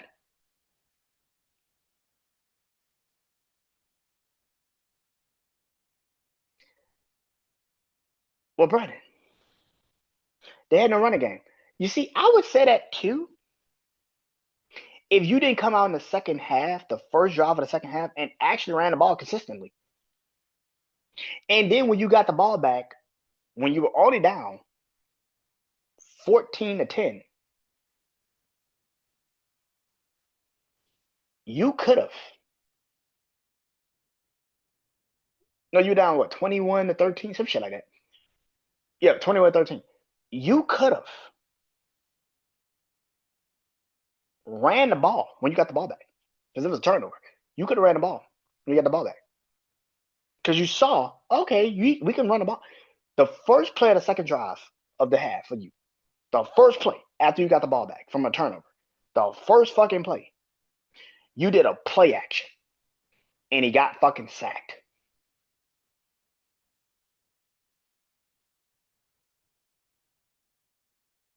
I get the narrative. I get it. I get the narrative y'all want to push. But since CJ Stroud's rookie year, and this is where everybody wants to go back to, since his rookie year, he hasn't been the same. Well, since his rookie year, that offensive line has had only one All Pro, Laremy Tunsil. Laremy Tunsil, who, by the way, they traded during the offseason to the Commanders. The shit writes itself. And I know you're going to say, well, Trent Brown is an All Pro. Is he? Is he? Is Trent Brown an All Pro? Offensive lineman. Is he? I know he has All Pro potential, but I don't give a fuck about your potential. Are you an All Pro? The Texans, since the very first year that CJ Stroud's been there, have been delaying the inevitable, which is you gotta get this man a fucking offensive line, bro. I get that you didn't think he would come in his rookie fucking year and do what he did. You didn't think that. So what you have done has basically been to make the defense the best part of the team. And that's great. And because CJ Stroud is on a rookie contract, which people continuously act like you now want to sit there and say, well, he's on a rookie contract. Would you give him another one? Because he is on a rookie contract, you've built the defense. So you never had to really question about the offense. But because you've always said, well, CJ Stroud will just do everything. But when you've not given him a running game, and this is the first year, because last year they had Joe Mixon, but they didn't have Joe Mixon this year. They had no running game. You had an undrafted rookie being his running back. Nico Collins, who's the number one weapon, and he had a concussion. Christian Kirk literally was given to you by the Jacksonville Jaguars, a divisional fucking team. Literally gave you their fucking number one wide receiver. Just gave him to you. Gave it to you for a 7th-round pick. There, you can have him. I don't think this fucking. That's like getting cash consideration. like nigga gave you cash consideration. They gave you a player and you gave them cash consideration back. The fuck? Oh my god. They never built a team around this kid. Offensively. They never built an offense around him. Because he did so fucking well his rookie year, you've never had to think about it. And now it's biting you in the ass. You never, and Tank Dell has been out the whole year. Tank Dell didn't even play this year. Nico Collins got concussed in the Pittsburgh game. And you asked him to throw the ball 47 fucking times with no running game, no offensive line. Your actual left tackle was out in Trent Brown. So you had to makeshift the offensive line again, which people don't say because the offensive line because the left tackle was hurt. So you had to move your starting center to fucking guard and make your fucking left tackle who was playing your guard. You had to make your guard your left tackle. You had to move your starting center to fucking guard. And you had to ask the center to basically be your center to be you had to put a backup center as your starting center. You had a makeshift offensive line going into New England against a really good fucking defense, and yet people want to blame CJ Stroud for that game, knowing all of that shit. They knew all of it. The offensive coordinator knew what he had going into that game, and your game plan was we're going to throw the ball 47 times, and it was never like your guys were out of the fucking game. There was never a time where the Texans were out of the game. All of those picks, and they were never out of the game. All of those turnovers, they were never out of the game. So is it really CJ Stroud's fault? Or is it the offensive coordinator because he chose to just put the fucking game in that man's hands, knowing he had no weapons, he had no offensive line, he had no running game. He had no consistent running game. I shouldn't say he had no running game because they actually could run the ball. They just chose not to. They chose not to.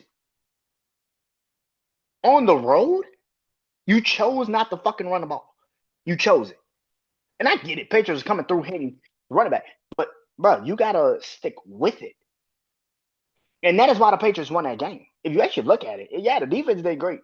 But if you actually want to see why the Patriots won that game, is because they were running the fucking football. And it was consistent. They didn't stop. They kept running. And that's why they won the game. If I am the Houston Texans, I am going to get a fucking offensive coordinator. That is my first acquisition during this offseason. I am calling Mike McDaniels. I am calling Cliff Kingsbury. I'm calling Eric Bieniemy.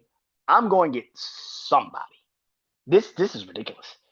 If the Buffalo Bills don't bring him in, excuse me, if the Buffalo Bills do not sign him as a head coach, I am calling Joe Brady and saying, I don't know how much you're getting paid or whatever anybody's offering you, but if you're not going to be a head coach in the NFL, I would fucking pay you whatever the fuck you want to get paid. I need you here in Houston. And then after I do that, I am signing every offensive lineman that I can physically get my hands on. And then I'm going to go get a fucking receiver that can stay fucking healthy. And then we can have this conversation about CJ Stroud in a year. If you want to then say, oh, it's CJ Stroud's fault. Okay. All right. See, you're sitting there trying to blame him because the defense is good. 100%. But I've seen teams suck with a great defense. I've seen offenses suck with a great defense. I've seen teams win with a great defense. But I've seen teams also suck with a great defense. I've seen it. You want to say, oh, it's the 2000 Baltimore Ravens. The 2000 Baltimore Ravens had a 2,000-yard rusher in Shannon fucking Sharp.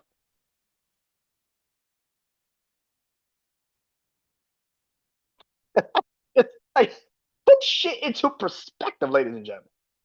The Baltimore Ravens in 2000s had a 2,000-yard rusher in Jamal Lewis and Shannon fucking Sharp as the tight end. What CJ Stroud had? Go ahead, tell me. What CJ Stroud had? What was that? Did he have a 2,000-yard rusher? No.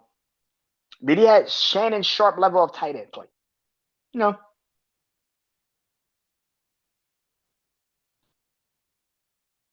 Did he have the offensive line of a Baltimore Ravens? Not really. Not really. No, not really. Okay. Oh, the Texas defense. They could have been like the 85 Bears. 85 Bears. Oh, you said the 85 Bears? Oh. So he has Walter Payton in the backfield.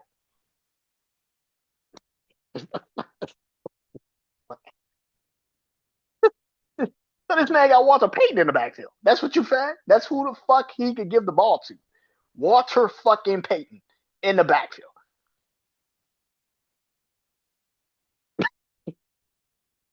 Fucking people, boy. I get it. Yeah, the defense is great. But if you can't move the fucking football, even Seattle, I don't think Sam Darnold's a great quarterback at fucking all.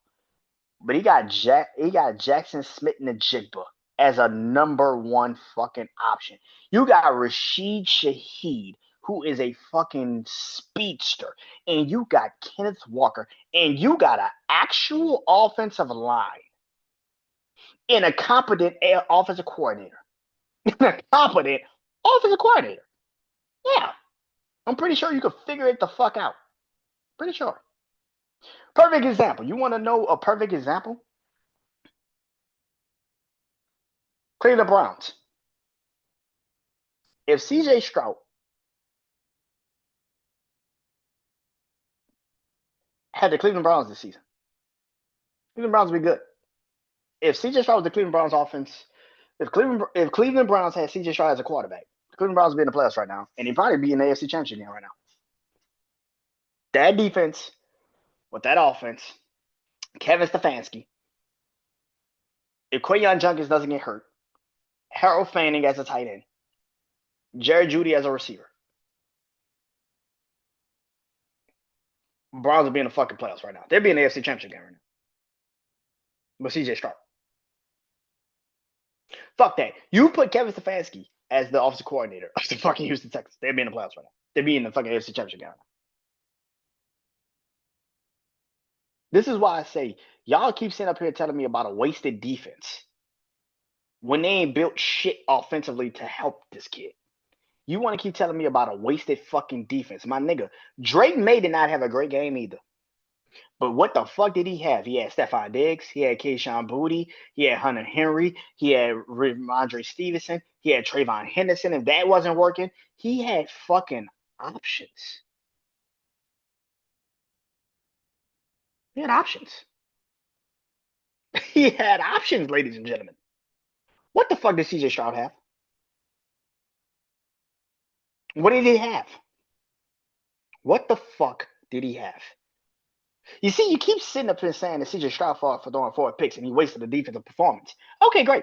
Name me the fucking offensive option he had, nigga. Tell me that. If you can tell me the offensive option he had on offense, then me and you can have a conversation. Outside of that, shut the fuck up. Shut the fuck up. Please shut the fuck up. Because he had no other option. He had no offensive option. He had no offensive line. He had no running game. He had no fucking receivers. Name me one, and I'll be like, you know what? Yeah, you got one. No. Drake May didn't have a great fucking game. He had Stephon Diggs if he needed to bail the fuck out. He had Keyshawn Booty if he needed to get the fuck out of some situations. He had fucking Kyle Williams, the rookie from Washington State. He had Hunter Henry. He had 2 running backs. He had something. And he had a somewhat competent offensive coordinator because Josh McDaniels may suck as a fucking head coach, but that motherfucker calls some offense. That motherfucker calls some offense. He might suck as he sucks as a head coach, but he can call an offense. He didn't put Drake May in some fucked up situation. He knew he was getting fucked up. What did he do? He called plays that he knew that Drake May could operate and execute.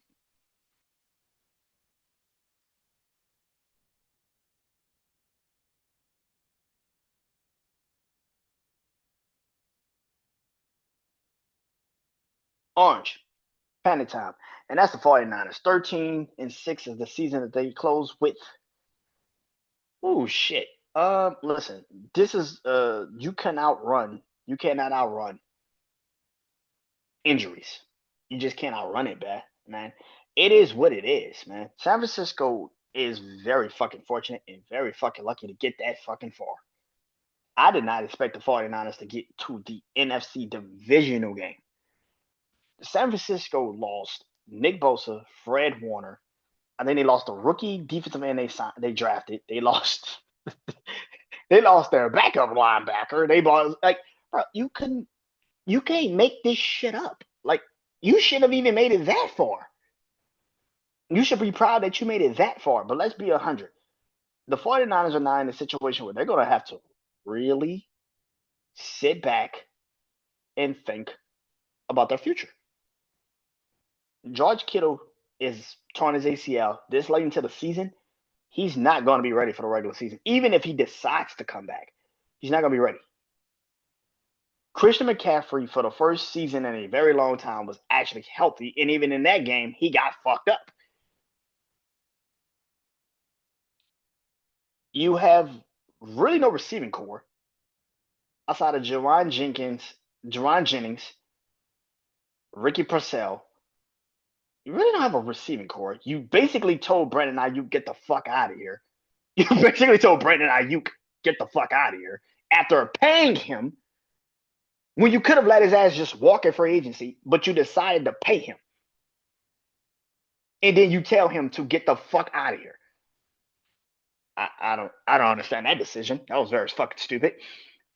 Trent Williams is literally your best offensive lineman, and depending on what he wants to do with the rest of his career, he may or may not come back. And if he doesn't come back, what the fuck do you do with that offensive line? Because you have really no excuse of that offensive line. You have nothing else. There is a lot to be said about the San Francisco 49ers' heart and fighting spirit this season. But at the same time, this is where the situation lies. And the fact of the matter is, I don't think this is going to end well. The 49ers should have embraced the rebuild, or at least the retooling. You only was in 1 year and then you won this year. And a great thing. But I think if you would have just actually embraced the losing, you would have had a pretty good pick. You could have got the kid from Ohio State, linebacker. You could have brought him in. Or hell, you could have actually drafted Jeremiah Love to replace Christian McCaffrey. You could have at least done something. And instead, you had a good season. And I'm not going to sit up and act like you didn't have a good season, because you did have a good season. But now you've put yourself in such a far ass place that now you have to ask the question of what the fuck is the 49ers? What are they? Nick Bosa's going to be back next year. Fred Warner's going to be back next year. But one thing I've learned about the 49ers is Robert Saleh won't be. And Robert Saleh is literally the best damn thing to that defense that they've ever had. Robert Saleh has saved that defense ass. Every time he's come back, he's saved that ass. In the last couple of years that they've actually had to beat a defense without him, they don't know what the fuck they're doing. So yeah, you're getting a Fred Warner and Nick Bosa who have been out for a good stretch of time with a torn ACLs. Christian McCaffrey, who basically played this whole season without getting injured, which is fucking shocking. And you need to get that motherfucker a medal or something. Because you need to get that motherfucker a medal or something. Because I ain't never seen a season where Christian McCaffrey never got fucked up. You need to get that motherfucker a medal or something and wrap that bitch up in bubble wrap for the rest of the off season. Because wrap that, put that nigga in a bubble. Like you need to put that nigga in a bubble because this shit is ridiculous. But yeah, man, the 49ers, I mean, listen, congratulations. But now your season is just now beginning. And now you have to figure out defensive coordinator and particularly moves that you need to make. And the question is, in every year with the 49ers, is it time to move the fuck on? Is it time to say, okay, as much as we love Christian McCaffrey, do we want to continue to play this fucking dude where he can get hurt at any time and miss an entire fucking season? George Kittle is great, but I've said this numerous times about Travis Kelce. George Kittle's in the same boat, which is, yo, these injuries are fucking derailing, and we cannot pay you all this money, as great as you are, and as much as we desperately fucking need you. We need to think about the future. This receiving core is not great. It's not. It's it's durable for what the 49ers needed to be.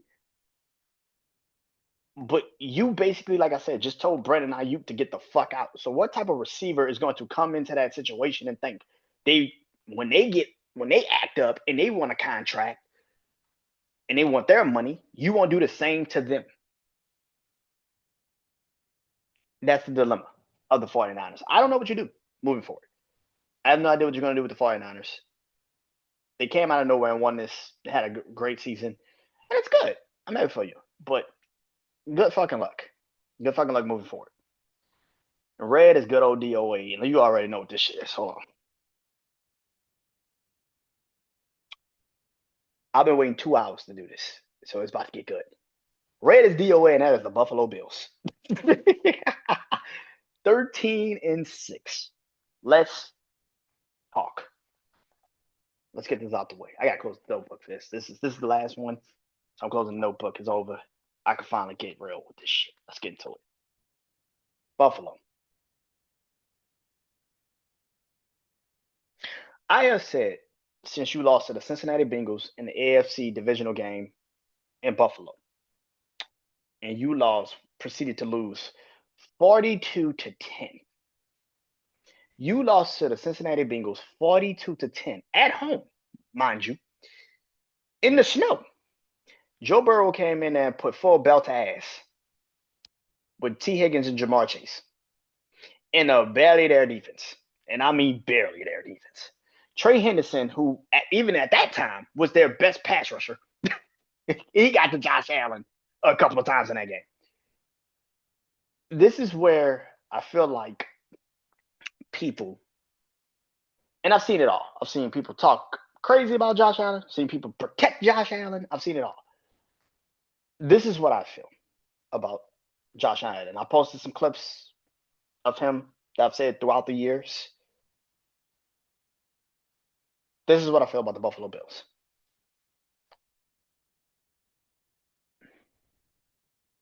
Should Sean McDermott have gotten fired? Yes, Sean McDermott should have gotten fired.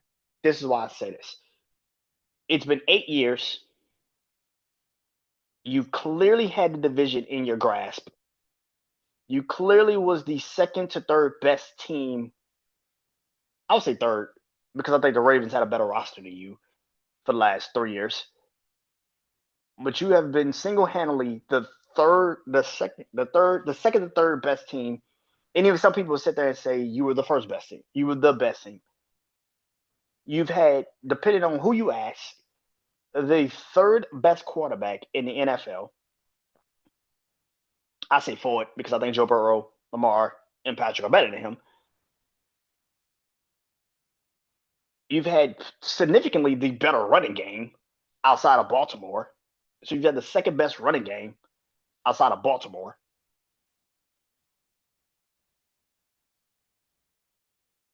You've had the third best receiving core for a good stretch. You're not fucking with Cincinnati. And Kansas City had somewhat when Tyreek Hill was there and Travis Kelce in that youth. So you had the third best receiving core with Stephon Diggs and Gabriel Davis. You had a better receiving core than Baltimore. Let's just be 100.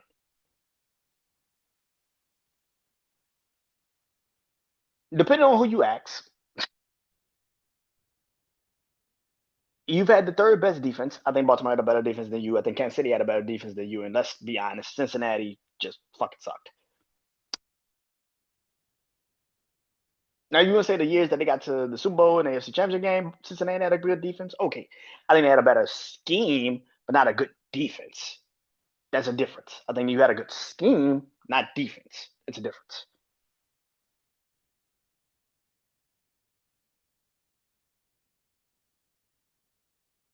Buffalo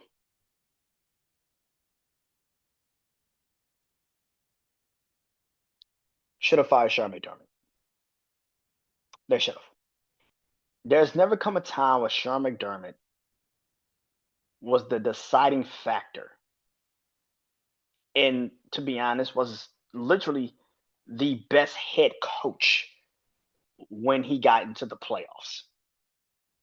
There was never a time when you looked across the sidelines and said Sean McDermott is going to outcoach Andy Reid. He's going to physically outcoach Sean Payton. He's going to physically outcoach John Harbaugh. There's never been a time when you sat there and said, this is going to be a coaching battle. It's never been a time.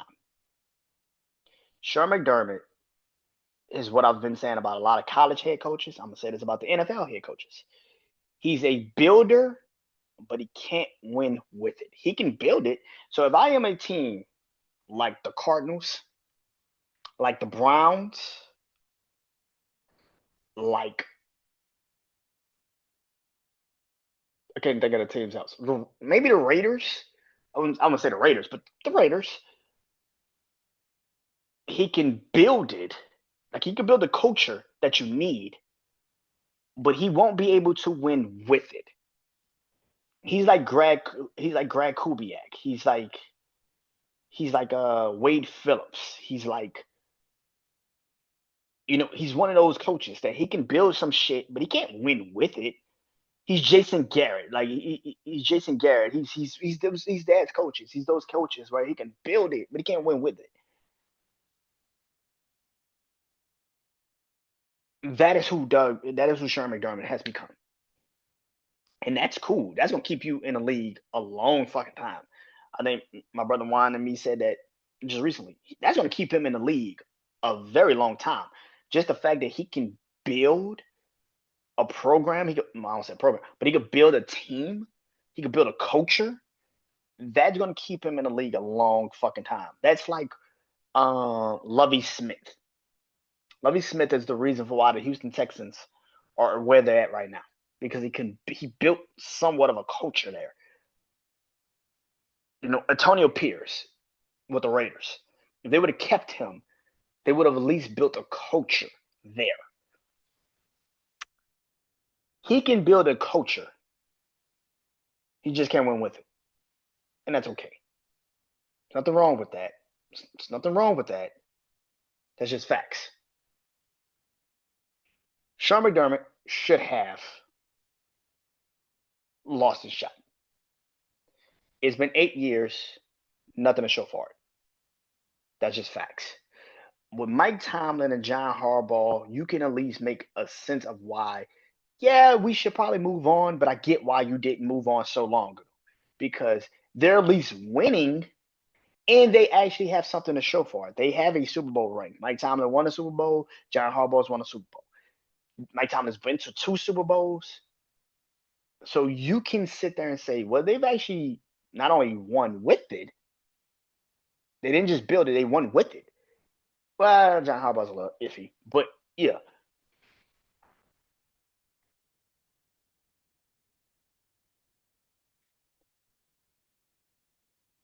This is why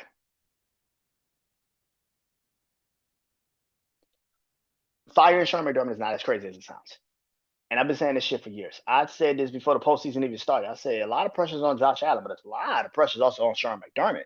If Sean McDermott don't win, you can look at this and say it's because you just aren't a good head coach. You can build it, you can't win with it, and that's cool. So it's time to move on. Which brings me to Josh Allen. I have been saying for years that Josh Allen is the fourth best quarterback in AFC. Josh Allen is the fourth best quarterback in AFC.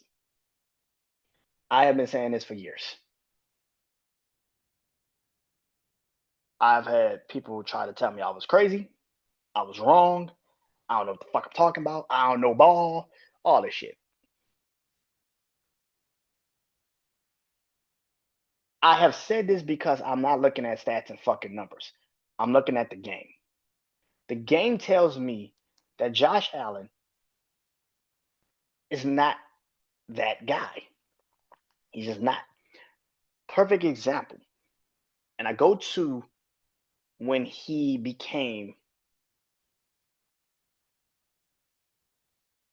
was coming into the draft. Excuse me. I go to the report on Josh Allen when he was coming into the draft. When Josh Allen was coming into the draft, the report was he has a very high ceiling. If you can get his arm mechanics right, his ability to throw short, intermediate throws, if he can do all of these things that we know he can be and become, you will have a quarterback for a very long time.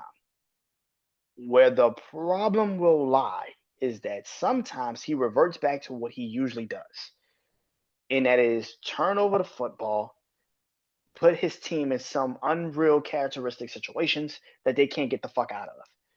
And for the postseasons that he has played, that is basically what it's been. People that want to sit here and give him a pass. I have said this numerous times on my show. I've said this on numerous other shows. I will say this again. They are still time lapsed into the one game where Josh Allen outplayed Patrick Mahomes. He outplayed Patrick Mahomes. Arrowhead Stadium, 13 seconds on the clock. He threw a touchdown to Gabe Davis, gave his defense the ball, and said, "Stop them." At the time, this goes back to Sean McDermott getting fired too. The Buffalo Bills were perceived as the number one defense. This is why the stats and numbers don't fucking matter. Was perceived as the number one total defense in the NFL. People forget this shit. Buffalo was the number one total defense in the NFL off of the numbers. For 13 seconds, all you had to do was stop Patrick Mahomes, Tyreek Hill, Travis Kelce. That was it. Just stop him. What happened? They didn't. Got down the field, kicked the field goal, went into overtime. Patrick Mahomes got the ball. And I mean, 3 plays later, it was a touchdown. And the game was over. And they changed the overtime rules because of that game. Because of that game, that particular game, they changed the overtime rules in the playoffs, and now have changed it in the regular season because of Josh Allen. Ladies and gentlemen, since they have changed these rules for Josh Allen, and it's been 4 years? No, 5 years? 5 years since they've changed this rule. Josh Allen has not won a single fucking overtime game. He is 0-7 in overtime. They changed the rule for you, and you still can't win when it matters most. I've been seeing people post these things, and I can literally pinpoint everything. The missed kick in a Kansas City game at home, the missed kick by the kicker in that Kansas City game. When you finally got the Kansas City Chiefs at home and you about to beat them, you had the lead. They scored. You got the ball back. Drive us down the field. Win us this game. He overshot. I think Stephon Diggs was still on the team. He overshot Stephon Diggs. Overshot him. Threw the ball over his fucking head. No, he threw it low. He threw the ball low.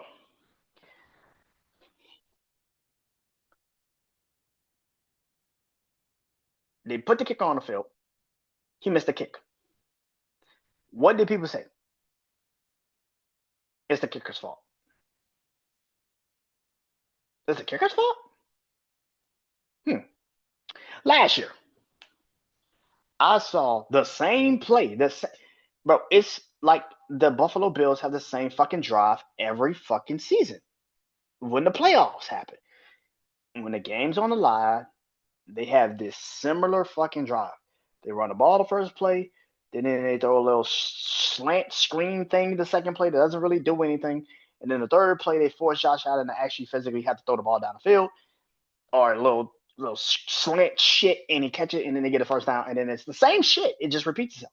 And then you get closer and closer to the end, and then they don't hit on a play anymore, and then you have to put the kicker out there. And then when it's in regulation, when it's in regulation, they do the same shit. They do the same plays, and then they try to take one long three. They try to take one deep ball throw, and then he can't fucking connect. Go back and watch these games. It's the same shit every fucking game in the playoffs. I've seen this shit for 4 fucking years, for 5, 6 fucking years now. It's the same shit over and over again. It's the same fucking plays. You would think they would switch it the fuck up, but no, it's the same play. Why? Why?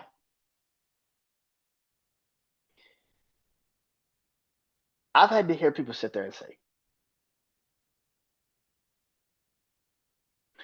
Josh Allen is the best quarterback. Josh Allen is the best player. Josh Allen is this. My problem with people that sit here on TV every fucking day trying to make excuses for this fucking dude is that you try to tell me, as a fan of this fucking league, as a man that's watched every quarterback since I've been a child, come and go, that Josh Allen is the best player you've ever seen. That's a fucking lie. And I can't even help you. And again, that's your opinion. If you think Josh Allen is the best quarterback you've ever seen, that's your opinion. You telling me he's better than Joe Montana, Steve Young,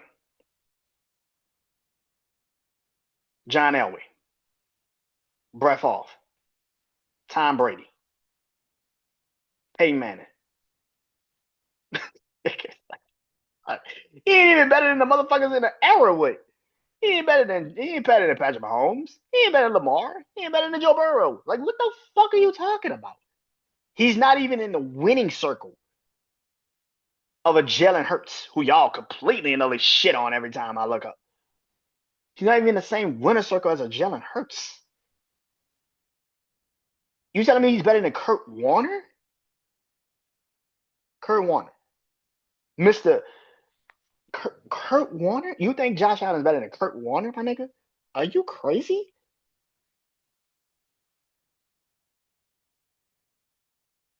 What?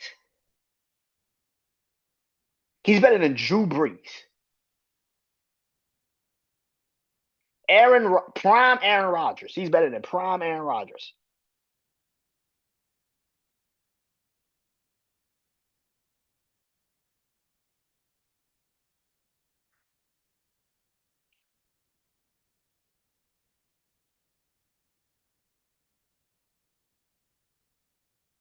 People live in this bubble where they think Josh Allen, again, because they're still stuck in this. He had really one great game against Kansas City, and ever since then, they have built in apologies to sit there and tell you that he isn't the reason for this.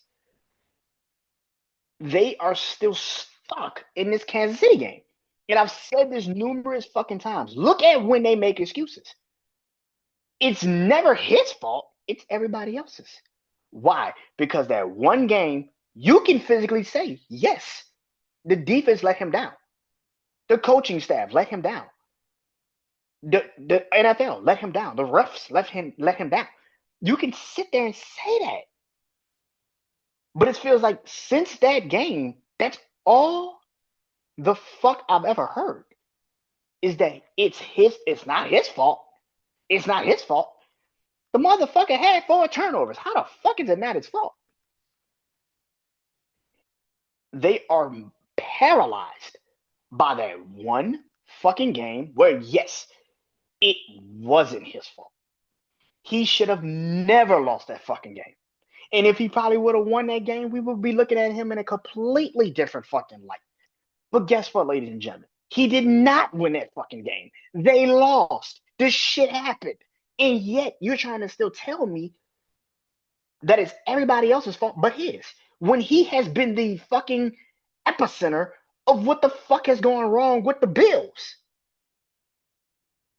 That's just facts. And you can't tell me that it's not. Y'all have been fucking paralyzed by this one fucking game where, yes, you can physically say it was not his fault that they lost that game. My nigga, that was 4 fucking years ago. 4. You know how long 4 fucking years have been? You're still telling me about a fucking moment in Kansas City where he outplayed Patrick Mahomes. That is true. And y'all have been paralyzed and lived in this state of mind that is why the Buffalo Bills just can't get over the hump. Negating the fact that it's been 4 years since that game. And yet you still sit there and tell us it ain't his fault. Then who fault is it? Whose fault is it? It ain't mine. It ain't anybody that's telling you the facts and the truth. Y'all have been paralyzed in NFL media to believe that this kid, he had one game where he was flat out the best player on the motherfucking football field. He has not been that since then. And the fact of the matter is, y'all don't want to admit that.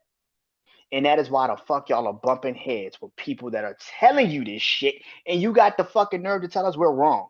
No, you were paralyzed by a 4 years ago where he was on one night the better player in Arrowhead Stadium, and he lost that game. And it was fucked up, and his defense let him down, and his head coach let him down, and it was fucked up.